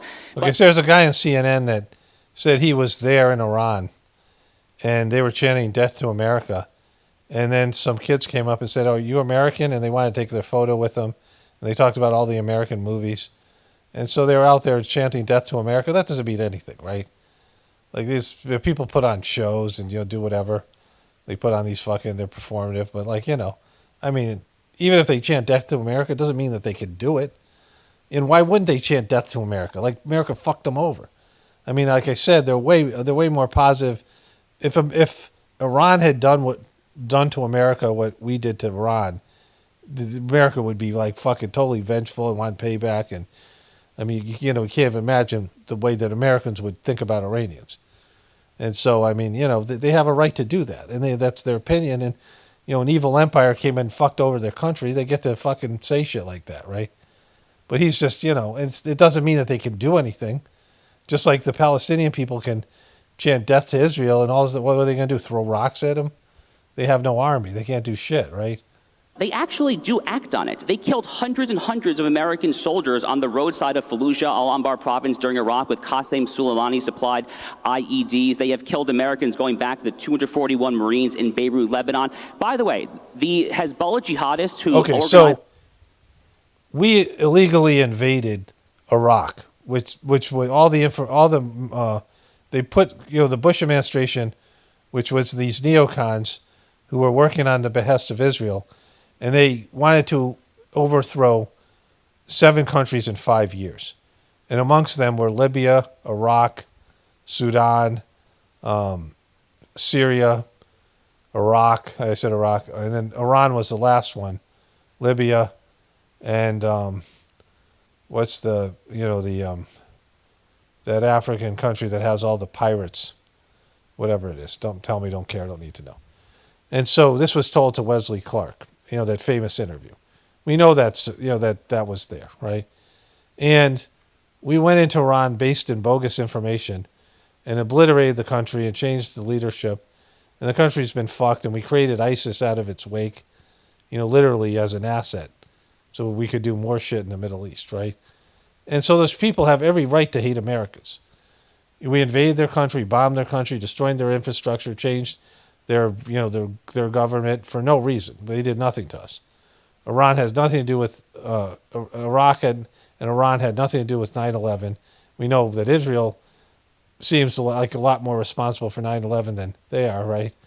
And so there's no reason to do any of that. But they, you know, this was part of a neocon plan where supporting Israel is the number one thing. People who took shekels, like this is a plan from people who took shekels. That operation to slaughter those Marines in Beirut, Lebanon in 1983 was a man by the name of Fuad Shakur. The U.S. State Department had a $5 million bounty on his head following the 1983 slaughter of the Marines there in Beirut. He went alive for 41 years. You know who killed him last year? The IDF. Israel took out this guy that the State Department had a $5 million bounty on for 41 years for killing 241 of our boys. Okay, so that has no bearing. So the answer is you don't know, which means that they didn't have any plans to build a nuclear bomb in the near future, right? Like the answer is you're full of shit. You said a bunch of things, but did everything but answer the question. The answer was I don't know.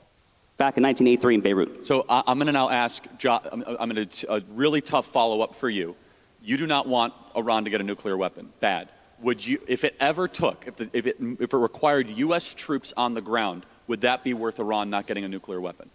Charlie, with respect, I reject the premise. I simply do not think it does, actually. I know. It's a hypothetical, but it's worth thinking about. Okay. Dave, I got to ask you tough questions now. Okay? Yeah, but I want to respond to some of this stuff, because all of that's wrong. You will. Hold on. I don't want us to talk past each other, else we're going to spend all this time on prime ministers in 2002 that the audience doesn't know about. No, but if he's making claims about like something that's Fair just enough. not true. I want you to get to, but I want to just ask a very simple question. From your perspective, because I just asked the tough one to Josh, are you okay? A tough question for Josh was Iran really within or producing a nuclear weapon?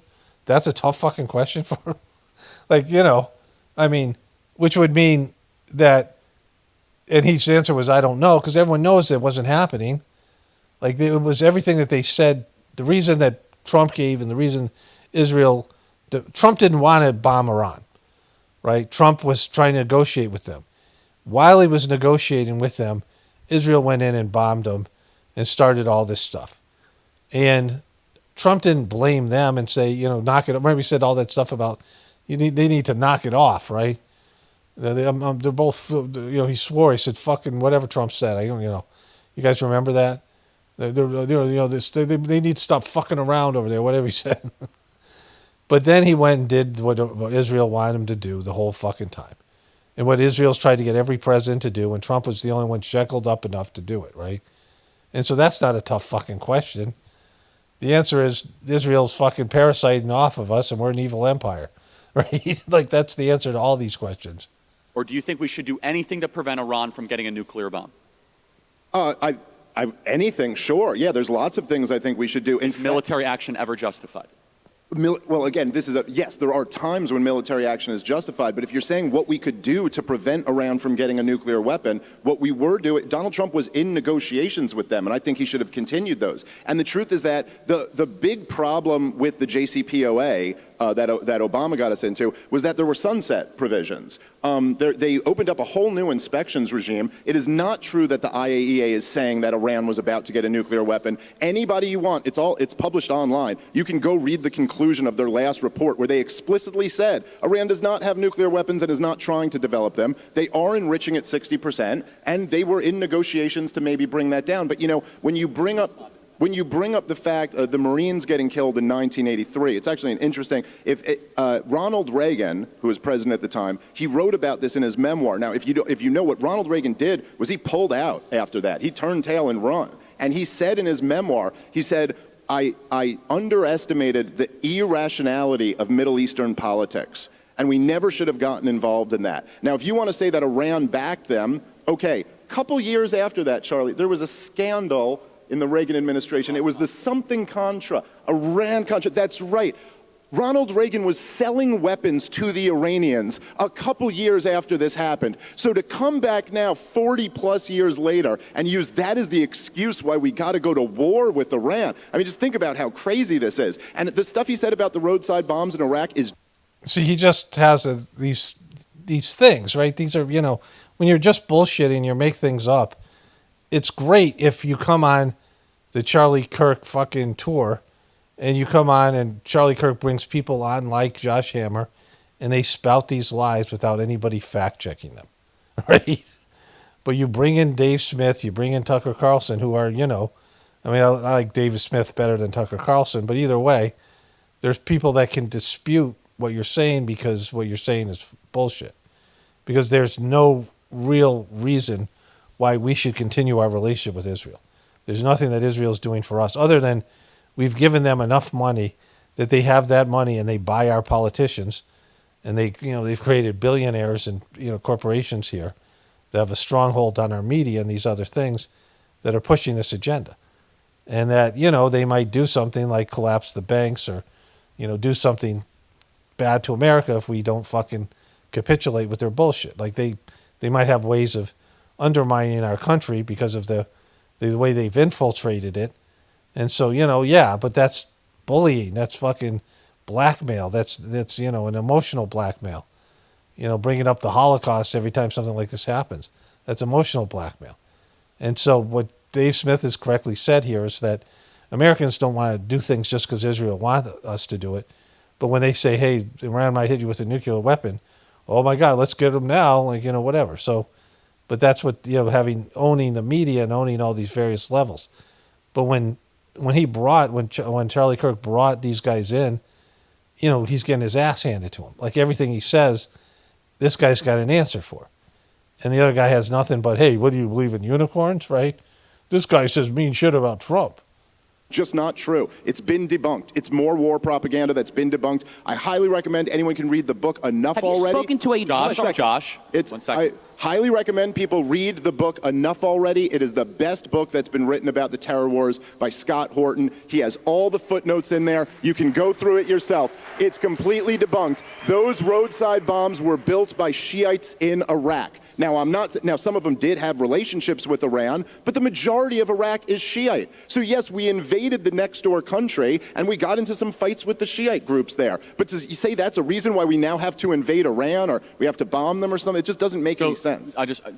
One or two really quick, Chris, follow-ups, Sure. and then we'll do this. Both sides need to get under good cross-examination. Do you think it would be bad if Iran got a nuclear bomb? Yes, I think Okay, it's good. bad. I think it's bad. And I think when we can every all country agree has on nuclear that. bombs. That is a moral I don't agreement. think anybody should be allowed to have nuclear weapons secretly. Right. And so How about that?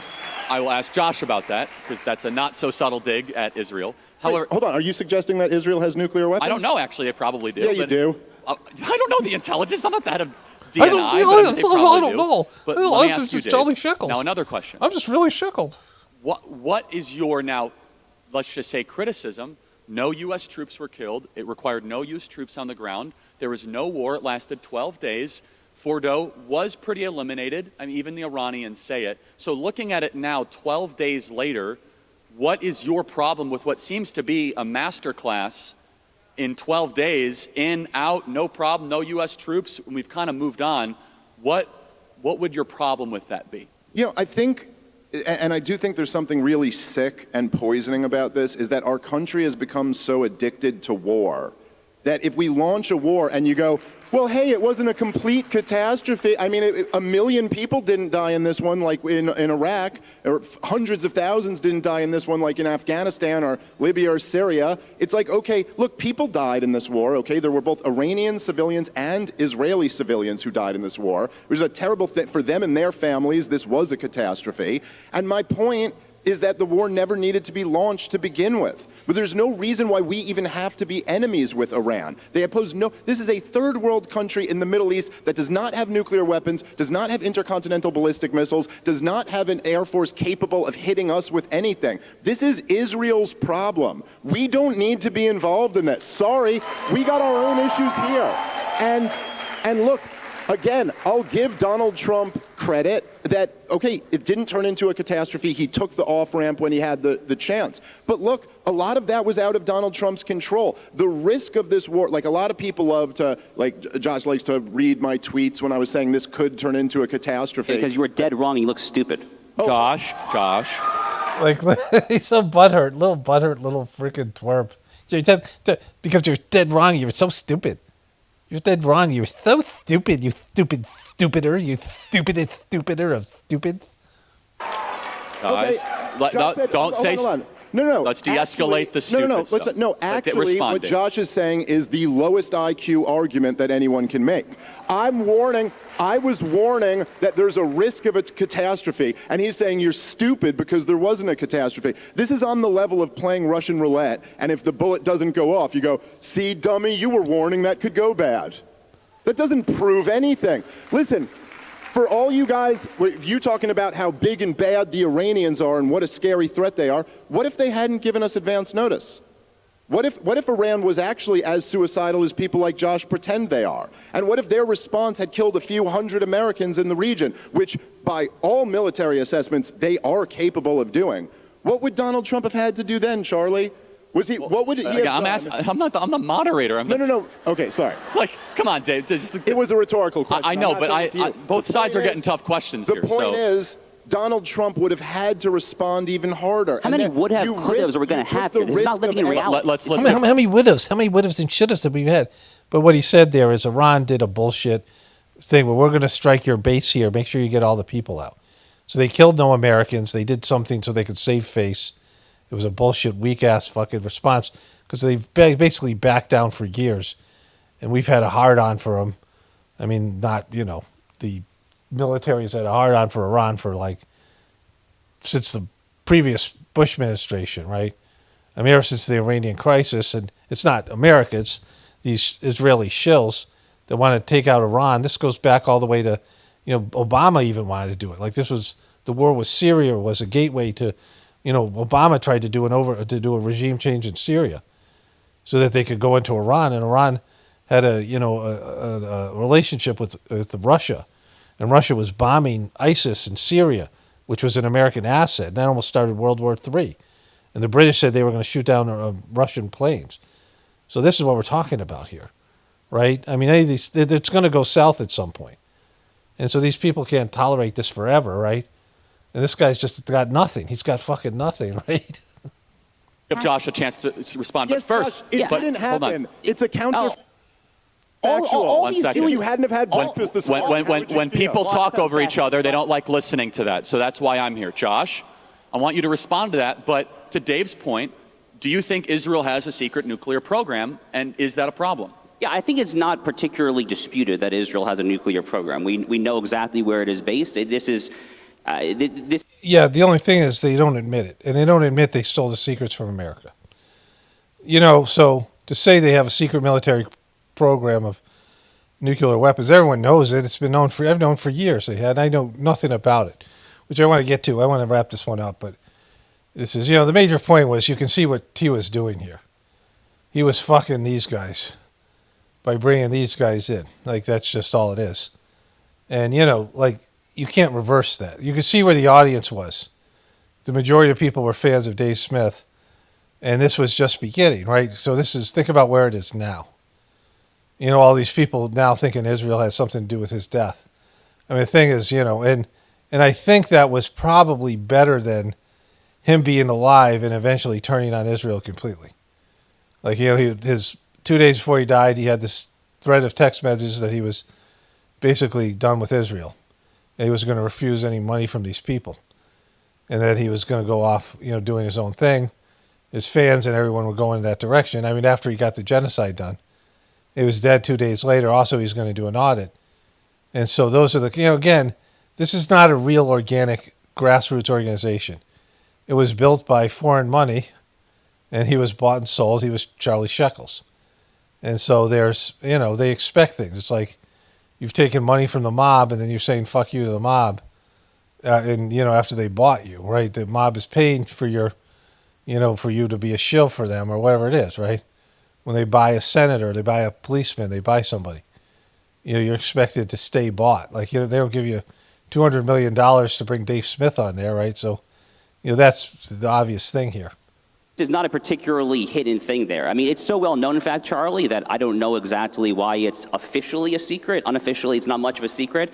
I'm non-Israeli. I have no idea why the exact policy is the way it is. I don't particularly have a program with it. As I said, it's one of the world's worst kept secrets. It kind of just is what it is. But more generally speaking, I don't understand why we're going so far down this rabbit hole of would've, could've, should've. The people, look, let's say something very simple here. The people who said that Donald Trump's involvement in the 37-hour operation of the B-2 bombers flying from Missouri to Iran and back with not a single shot fired at our boys. By the way, as I said, that was partially due to the fact that the IDF had so neutralized the... So, and I've said this before, you can't serve two masters.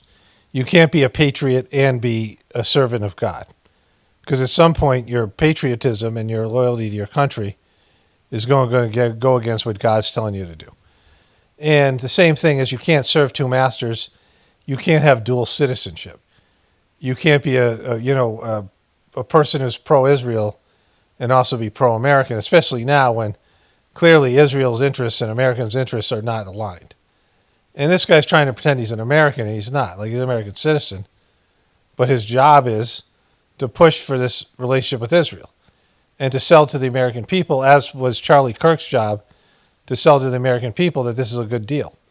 And it's somehow backed by the Bible, and we should honor it. It's a bullshit thing, right? The Bible's bullshit, especially the Old Testament. The Promised Land is bullshit. And this, Judeo-Christian religion, Jesus evolved. Jesus was no longer Jewish. He became a spiritual person. When you become spiritual, you leave your religion behind you. And then if you're talking to, there's lots of quotes from Jesus that make it sound like he's still Jewish in the Bible, because he's talking to Jewish people. And so he has to use the Bible as a reference. He has to use the the Jewish religion as a reference to his teachings about God, because like the idea is that he went to India and he did some form of yoga, and he can't say that to people. Like if I was going to sell shit to Christians, if I was going to try to sell them my thing, which I don't because who the fuck wants that? I would have to talk in Christian, even in this, I have to talk somewhat when I'm talking about God and spirituality. I have to talk about Christianity because that's what people understand to be what God would following God's path is about. And it's clearly not, right? Because when you become spiritual, you leave your religion behind you, right? But anyways, Iranian Air Force and their defenses there. So the fact that he was able to accomplish that so amazingly there, we should have seen that coming, because it was actually pretty easily foreseeable. And the people who did not see that coming are the people who have lost credibility to comment, frankly, on these affairs. People who warned about thousands and thousands and thousands of dead American lives, who said that China and Russia would swoop in and that this would be World War III. Well, you know what? God bless you all, because you apparently survived World War III. It was the shortest World War III of all of our lifetimes. I didn't say any of that. So what are you... Dave, I restrained Josh. Josh, keep going. Again, this is the Donald Trump foreign policy doctrine in action. Okay, so... if this is not staged and Iran is independent, no one knew what Iran was going to do. And, his whole argument is defeated here because he's saying this didn't turn out, China didn't do what these people were scared of China doing, China and Russia swooping in, and that Iran, basically put its belly up in the air and, did a limp dick response where they warned Americans ahead of time to get the troops out of there. If Iran was crazy and was really a threat, then wouldn't they taken this opportunity to go nuclear and destroy Israel? Like just launch everything? Because there's things that they had they didn't use. Things that the Iron Dome that we've paid for with all these missiles and monies and technologies we've given to Israel so they can have this Iron Dome that shoots down these rockets. They have things that the Iron Dome doesn't work on. And they have, like 1 million troops or whatever.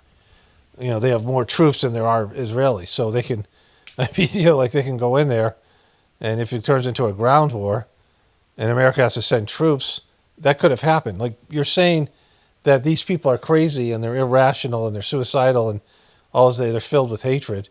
Well, this was their opportunity to go after America. They could have bombed American bases. They could have shut down the Strait of Hormuz or whatever it's called there. There's a body of water where a huge portion of the goods that go around the world that come in through, and they could have shut that down, and that would be months of like just shit not being in your Walmart stuff not being in your stores. I mean, it'd have a huge economic effect. Like they could really fuck the world, to fuck America, fuck themselves, and they chose not to do that. And so you didn't need to bomb them in the first place if they're rational people and they have self-interest and they took the high road. And so your argument, this guy's argument, he has no argument, right? He has nothing. Anybody with any common sense and knowledge of the situation. Because Iran, didn't do it. It didn't go the low road that they said everyone said that they would. Because he's trying to say that all these people said this is going to start World War III and those people lose the right to comment. We lose the right to comment on that because we said something could happen and it didn't happen. When you have been saying forever that Iran is crazy and they're trying to destroy America, and you've lied about all this shit and been wrong about all of it, right? Because you're lying and you're trying to manipulate people. So, I mean, like it's an absolute fucking disaster, this guy, right? And he's so unlikable. Like it's just almost anybody will look better than this guy because he's so fucking unlikable. It's quick surgical strikes. Roger Stone was talking about earlier. It's exactly right. You're going to bring in Roger fucking Stone? Is not a neocon, neoconservatism, bad. Isolationism, also naive and stupid. Donald Trump agrees with both those things. The nationalist, realist, MAGA, America First approach to foreign policy is to have strong nationalist allies that are generally capable of securing and patrolling their own regions in a way that redounds not merely to the allies' national interests. Okay, so Israel's not that. Israel can't fucking survive without huge amounts of input from America. Weapons and money. It has to be infused with American riches to survive, and as soon as America starts giving it, they're fucked. If America collapsed, Israel would be taken over within a matter of minutes, right? I mean, they're surrounded by people that hate them, according to them. And, they've done a bunch of bad shit, and, they're just being protected by America. Like, everyone kind of knows that part. But also to the American national interest. That is exactly what Israel has been doing for 40, 50 years as they have taken out Islamists and Sharia supremacist thugs in Gaza, in Yemen, Hezbollah. I mentioned Fuad Shakur, the Hezbollah jihadi who killed 241 Marines in Beirut, Lebanon, 1983. There's a million examples there. That is the definition of an America First ally, and what just happened in the 12-day war is an encapsulation. Again, our presence in Israel has made people in that region mad at us. Us supporting Israel. If we weren't supporting Israel, those people would be a threat. Like, they just wouldn't. Death to America is mostly because of our support of Israel. Like, that's why they hate Americans. If we got out of that region and we just bought their oil and had good financial relationships with them, people would love Americans. We could influence them in a different way. We could westernize them. We could bring in, again, which I'm not saying is better because our culture's fucked too. But I mean, in terms of American first, if you really wanted to make America better, we would have a good relationship with a part of the world that has a lion's share of the oil and has all this wealth and treasure that they could be, that could be great for our financial markets. All we have to do is cut ties with this fucking parasitic country, right? So, of the America First Trump doctrine, in this case, this tag team between the U.S. and Israel against the mutual threat of Iran in action. Okay, so I want to now move because it's important, but it's connected. So I think we have on full display a difference of opinion on the 12-day war. Now let's go to the next one. It's inferred in both of these points, but you only get to answer it as yes or no one at a time. Is Israel an ally of the United States? Yes, of course. No. Okay, so now we have disagreement. We're going to now figure that out. And then I want to... Okay, so, this is 32 minutes in. I'm going to stop here. You can watch the rest. To me, it was worth watching. And Dave Smith continuously mops the floor with this guy with just information. He's a comedian. He's not a professional debater, any of these things. But the bigger point here is, think about where we are now from when this happened. Charlie Kirk is dead. This stuff happened with, destruction of, we now know 95% of Gaza was destroyed, and they claimed victory, and this whole Trump doing a victory lap after doing this genocide, and this piece of shit Charlie Kirk perpetrated this genocide, or he not perpetrated, but he promoted it, and he silenced all these college kids and pushed back against this stuff until he realized that he was losing his fans, and he turned on Israel, and now he's dead. So it's kind of an historic moment for all the things that have happened. And now the relationship between Israel and America is so bad. And and I don't think it's repairable at this point in terms of, individual Americans. I mean, you see, they still own all the politicians and the media and shit. But anyways, the one thing I wanted to close here, let me switch over to voiceover. Okay, so, most people are overwhelmed by their lives. And they can't imagine things getting worse. And so that's the driving fear that motivates people in terms of political agendas in the way that they market to American people. And, that the people who control the system, I say this all the time, they have a lot more failures than success. They have a lot more of their plans that never come to fruition than you would imagine, right? Because even though they have all the money and the power, they still need average people to cooperate with what they're doing, because they can't manifest these things themselves. So they have to win people over. Like, you see it all the time. There's all this propaganda, all this information that's put out there to win people over. Like, it's undeniable. All the ways that they try to sell you things, right? And a lot of times they try to sell Americans things, and Americans don't care about them. But there are things that they just continuously do, like the relationship with Israel. And the reason that it has been, even though it's bad for pretty much every American, this relationship, there is a few things that make Americans just stick their head in the sand, right? And so you guys all experience this with sheeple. When you try to tell sheeple about things that are actually hurting them, and it could be foods that they're eating, it could be medicines that they're taking, it could be like the vax, it could be any number of things that you know to be harmful. And you might even see the effects of it with the person. You might have a person in your life who is on some kind of medication, and they tell you that they're having this reaction, or they're having this other, what they think is an independent health issue. And then you go look it up for them or for your own interest and find out the medication they're taking, that the secondary thing that they're experiencing is an actual side effect. And the person doesn't want to hear it. They don't want to go off the medication. They don't want to change what they're doing. I mean, everything that I've said about the Old Testament, like there's probably most people who listen to my videos have never heard anybody talk about the Old Testament and the Bible the way I do, and talk about God and spirituality the way I do, because there isn't very many people that have this as part of their whatever it is, right? And don't really understand it, even if they're on a spiritual path. And most people's spiritual path are more, because it's something to do with some new age bullshit thing that's ineffective. They might think they're on a spiritual path. They're doing some bullshit Kundalini yoga that doesn't really have any energy in it. It's not really legitimate. It's just a performative thing to make people think that they're doing something different, right? And so, most people on a spiritual path, they're not really on one. They just think they are, right? And so that's why you hear things here.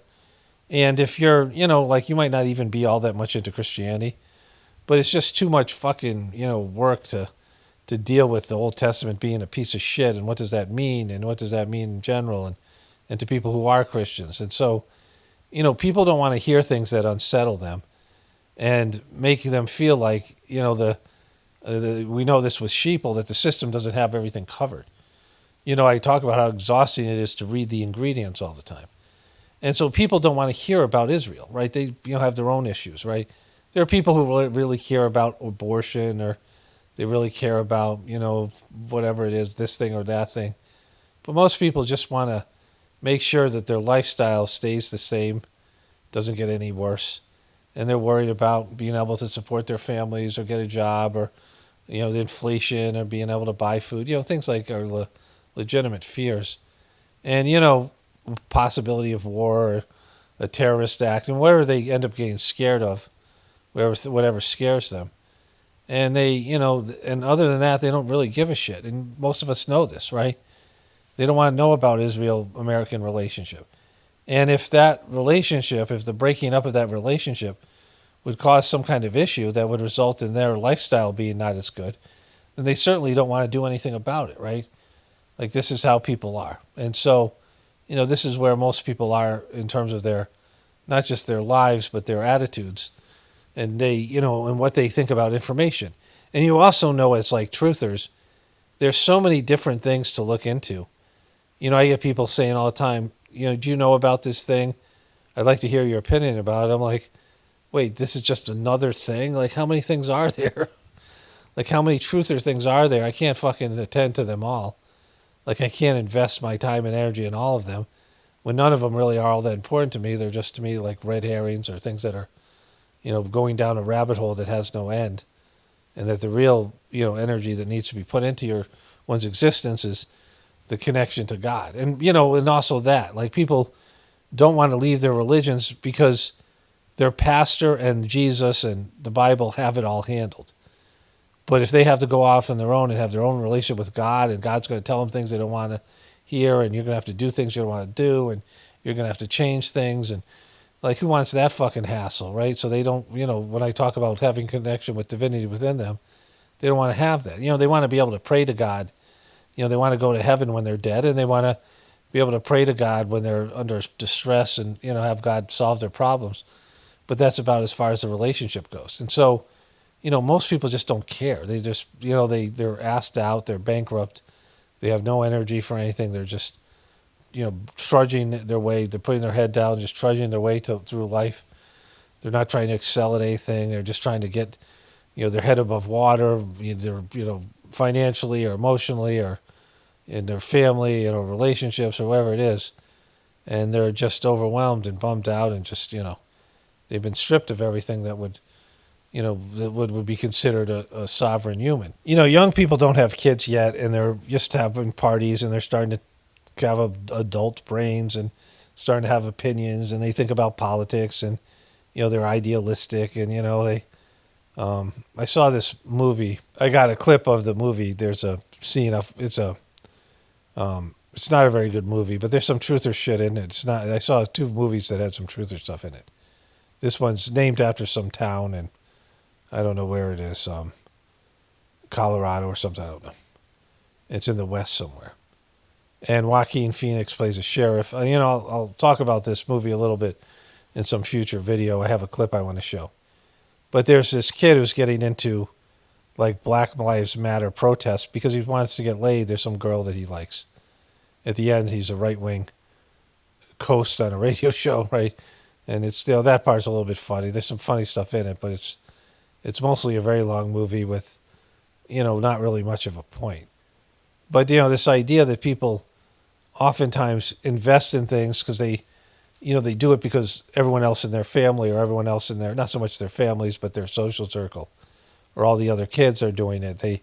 They share the opinions because they don't want to be ostracized. They want to, you have these young people who are, willing to go out and protest, but not really willing to think for themselves or think outside the box and these things.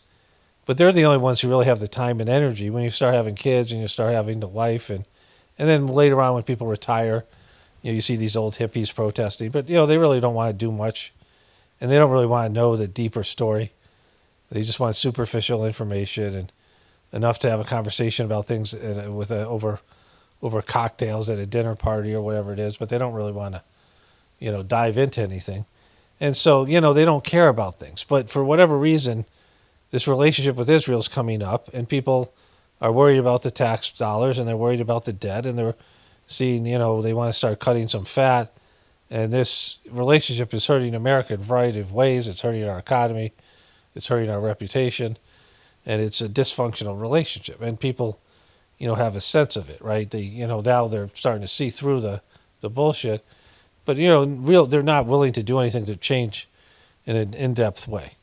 That's about all they can say some shit on the internet and they can express themselves. Maybe they go to a protest, but that's about it. If they're young, it might be a social thing. But the reality is that most people just don't have anything left in their tanks, right? But the majority of people are like, just don't bug me. I can't take anything more. Like, fucking, what the hell is this thing, right? And when I first started doing these videos on Charlie Kirk, I didn't know who he was, didn't know who his wife was, didn't know what TPUS gay was. I didn't know any of these things. Now I know way more than I need to know. What is this? It has value right now for the videos. It's just taking up space in my, my aging brain, it's, and I do this for this show and, it's part of whatever it is. And it's been kind of reinvigorated my channel a little bit, which was necessary and needed. And it is speaking to this overwhelming, this overall parasitic relationship with Israel that is a big deal in terms of, it's always been there and now it's coming to the surface. And where it goes and how it ends up, I don't have any hope for it to be like, a real thing in terms of some real changes. But there is something going on here. And there's things going on every day. Like, I just wanted to make this video about the debate. And I only covered 30 minutes of the debate. Of course, my own opinions. There's another hour left. And, Marjorie Taylor Greene had resigned. And Trump was, kissing Mamdani's ass, or like they were like all of a sudden best buddies. And there's other things I didn't cover in this video. And this is a weekend, right? This is a Saturday. And so this video is going up tomorrow on a Sunday. And, it's there's usually not much news happening, but you can't even catch up with things. There's constant stream of big events and things, and we're spiraling. It's like the toilet water is spiraling. It's just you're waiting for it to flush. Like, it keeps on spinning around the toilet, but it never flushes. But one day it will flush, and then the whole society's fucked, and everybody's got to reinvent their whole existence. And so, a couple of comments here. The first one is a person says. That's not it. A person says, where are the lawsuits against TPUS Gay, Integrity, and UVA from the students, parents, families that witnessed the horrific tragedy, scared to go back to school, and other mental issues? That's a good point. I mean, all of it. Like, there's a fifth failure in the security team. Like, it's this private contractor. Why isn't TPUSK suing them? All these things. I mean, maybe these will come later. We don't know, but that's part of it. And this person writes, not to beat a dead horse, but the 30-06 story is bullshit. I've been around shooting rifles for decades, and I'm very familiar with what a 30-06 round can do. I've hit a 3/8 stainless steel plate over 300 yards, and easily, where is this? I missed my spacing. Over 300 yards, and easily goes right through it like butter. Knowing ballistics, I can't get past the story of the magic bullet. I know better. Again, it's old news, but I'm a very experienced shooter and understand the devastating nature of high-velocity rifle cartridges. And this story is entirely unbelievable. If I felt otherwise, I'd say so. The grotesque nature of what you would have seen if Charlie Kirk did get hit with the neck with the 30-06 from 140 yards would have been catastrophic. No story could change that because I know better. Yeah, I mean, that's pretty much the consensus, but, I covered that in my last video. I just wanted to put that in there. Okay, so I'm about to make some pizza bagels for dinner. My wife and I just went for a walk, and a beautiful day out. I want to go for another one before it gets dark. And I have a few comments to get through. I want to blow through them as quick as possible. There's one particularly good one I want to get to. So the commenter suggests that instead of heartfulness, one should adopt the foreskinless meditation. And so the only problem is heartfulness is corrupt. What I do is gratefulness, but, the sentiment's the same. If Candace Owens was telling you the terrible truth, YouTube would cancel her channel, and yet it never happens. That's all the proof you need that she's an operative. Well, you just assume she's an operative because she's a part of the show. She's somebody famous, and she has the #1 podcast. But I can say that YouTube goes through different stages. When I was first posting videos, and I wasn't doing so much truther stuff, YouTube was like the Wild West, and you could post anything. I mean, almost anything. But they were difficult on copyright strikes. That was the big thing. Like, that's why people lost their channel. There's almost no community guideline stuff. And then they went through their censorship period, and Joe Biden, that lasted a long time and just got worse through the Biden administration. And now it's opened back up where they have this anti-censorship thing, which I think YouTube as a business would like to promote. And so along with that, I hope I have this one here. I think it's this comment here. Somebody says, that's not it. Somebody says, oh, that's not it either.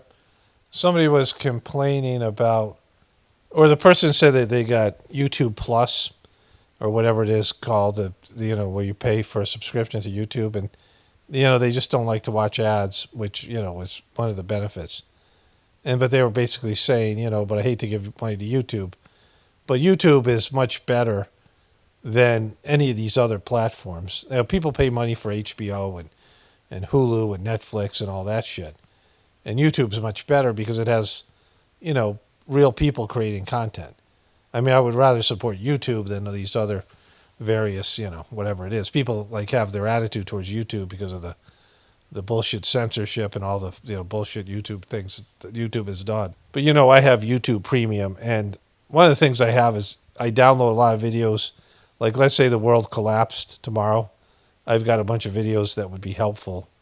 Things I use for health. Things about the homestead. So I download those kind of things. So it's worth it for that. I mean, for me, I don't, anybody else. But YouTube is better in the sense that they're all evil corporations, but YouTube is, has the advantage of having content from everybody, all of us. And so, even though it sucks, it's still better. Someone wrote, I crack up every time you say TPUSK. I enjoyed it. I really enjoy saying it. Like, sometimes I go back if I forget to say it. and I just call it TPUSA, and I correct myself. It's one of the better derogatory nicknames, and everything that stands for. And then somebody quoted me here, 245 in the video. It's like when you were a kid and you lied to your mom and dad, and they figured it out, and you were like, how did they know I was lying? Because you're out there talking about lions and giraffes and shit, and like they ate your homework. I got a chuckle out of that, something that I said that, when hearing it repeated, it's kind of funny. So this person says, I feel like people fell for the idea of Trump was going to save the day for one main reason, Q. Despite people saying Q was BS, it's still a bit confounding.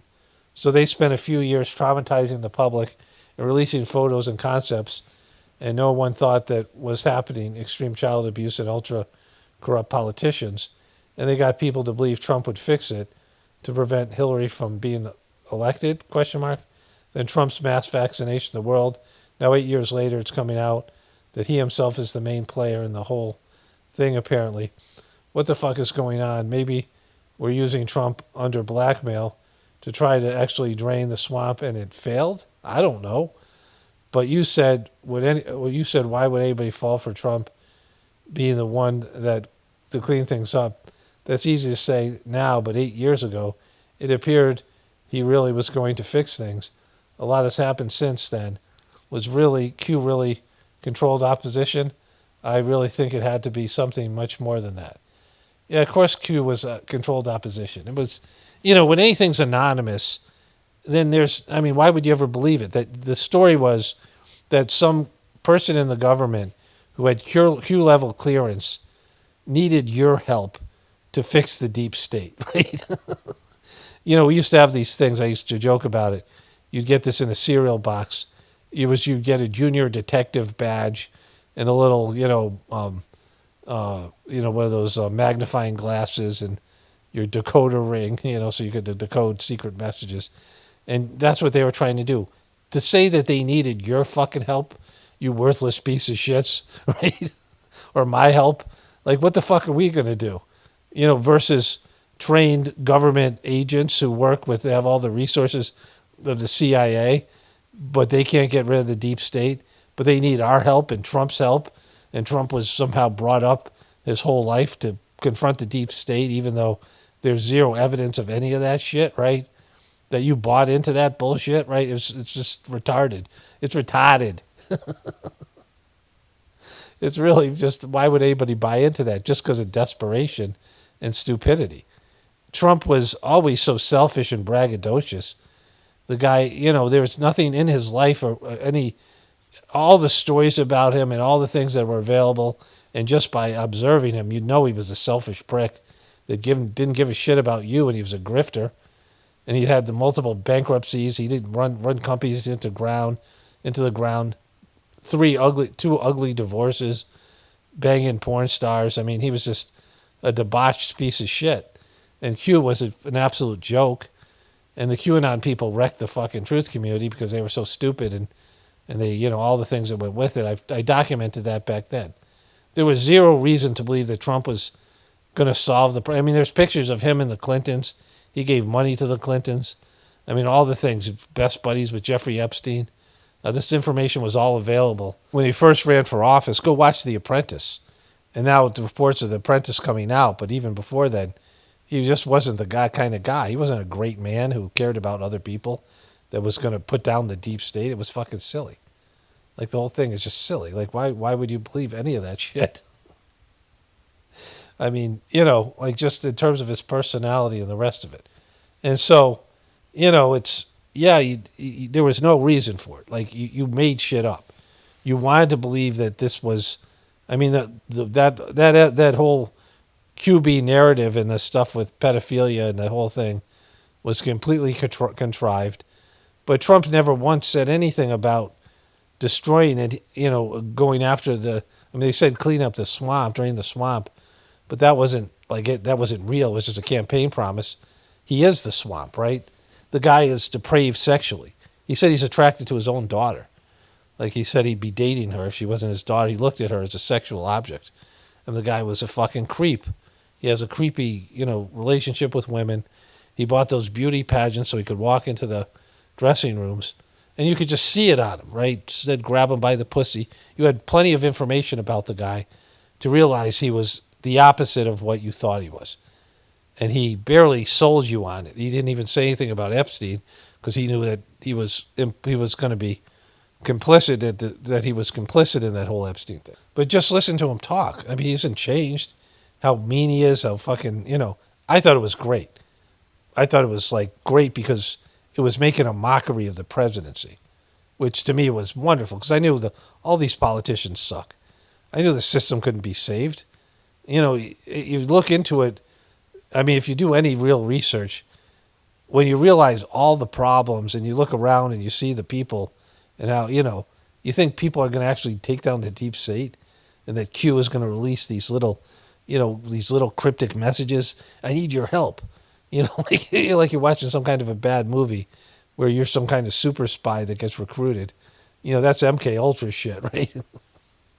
When they take a normal person and the person has mind control and they have some key words and they turn into some super spy. There's that movie American Ultra, which is a great movie about that very subject. But anyways, yeah, it was easy to see. You just didn't want to see it. I was going to end the video there, but the audio there. But, I said this stuff 8 years ago. I said this when Trump first appeared, that the right-wing people were buying into his bullshit. And I knew what he was, and I thought it was going to be great, and it was for the first 3.5 years.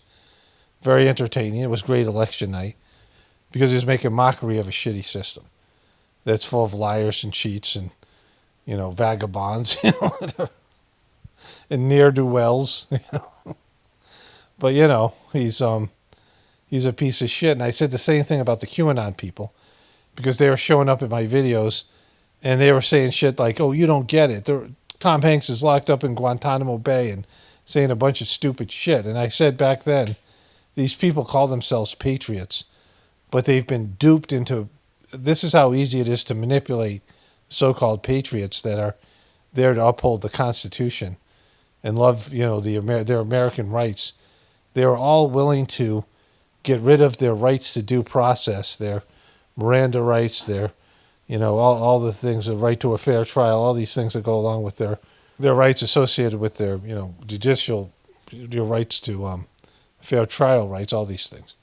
They're willing to give these things up and have people have American citizens have secret military tribunals and be executed, who send out to Guantanamo Bay without, any of the rights that we would have, and then executed in many cases. And they're pushing for that. That's how easy, they were manipulated by mostly bullshit stuff. And these people would show up on my channel and they would say that, my videos were in a sense lame because my videos were practical and were, logical. And I wasn't just going along making up shit that wasn't true and posting other shit that other people made up and putting in some kind of clickbait title that was sensationalistic, but it was just full with bullshit. And you couldn't compete because if you made a reasonable, rational video that was based in facts and truth and things like that, you couldn't compete with this crazy bullshit that was coming out of the Q community. But the problem was this. There were these people who were right-wing truthers, and they never confronted their right-wing bullshit, which you see Marjorie Taylor Greene finally had to do, in a way. And that their Christian religion had been compromised, and they had been puppeted and abused and marginalized by their own party and their own media and all these things. Remember, Fox News didn't like Trump. Fox News, that question that Megyn Kelly asked was a hit piece. It was a hit question about, you called women pigs and all that shit, and Trump said Rosie O'Donnell. That was, they were trying to get the guy. They wanted Jeb Bush. They wanted the traditional Republicans. And Trump got into it with Fox News, and they fucked him in the Biden election, and they called it for Biden before the other two networks did. Remember? And Trump was pissed at him. And then, Rupert Murdoch put out this thing, Humpty Trumpty, on New York Post when Trump was convicted. They were reveling in his demise But then, the MAGA things, they kept strong, and Trump made a rebound, and they all had to capitulate to him.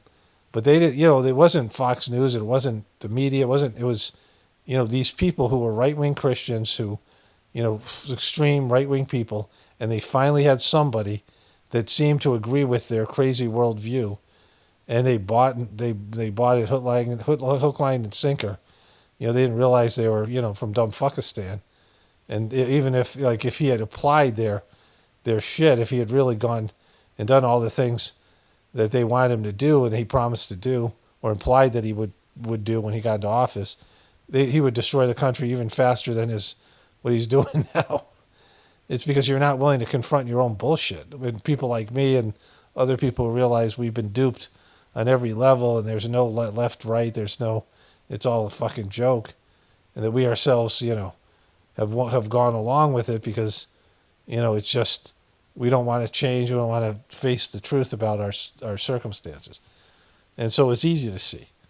If you get rid of your indoctrination, it's totally easy to see. But you want to see what Trump was saying to you. You want to believe in him for your own reasons. Anyways, let's wrap this one up here. Only spirituality will save this world. It's paramount, definitely pointing for the apocalypse. In the ascension, everyone have a blessed day and be grateful.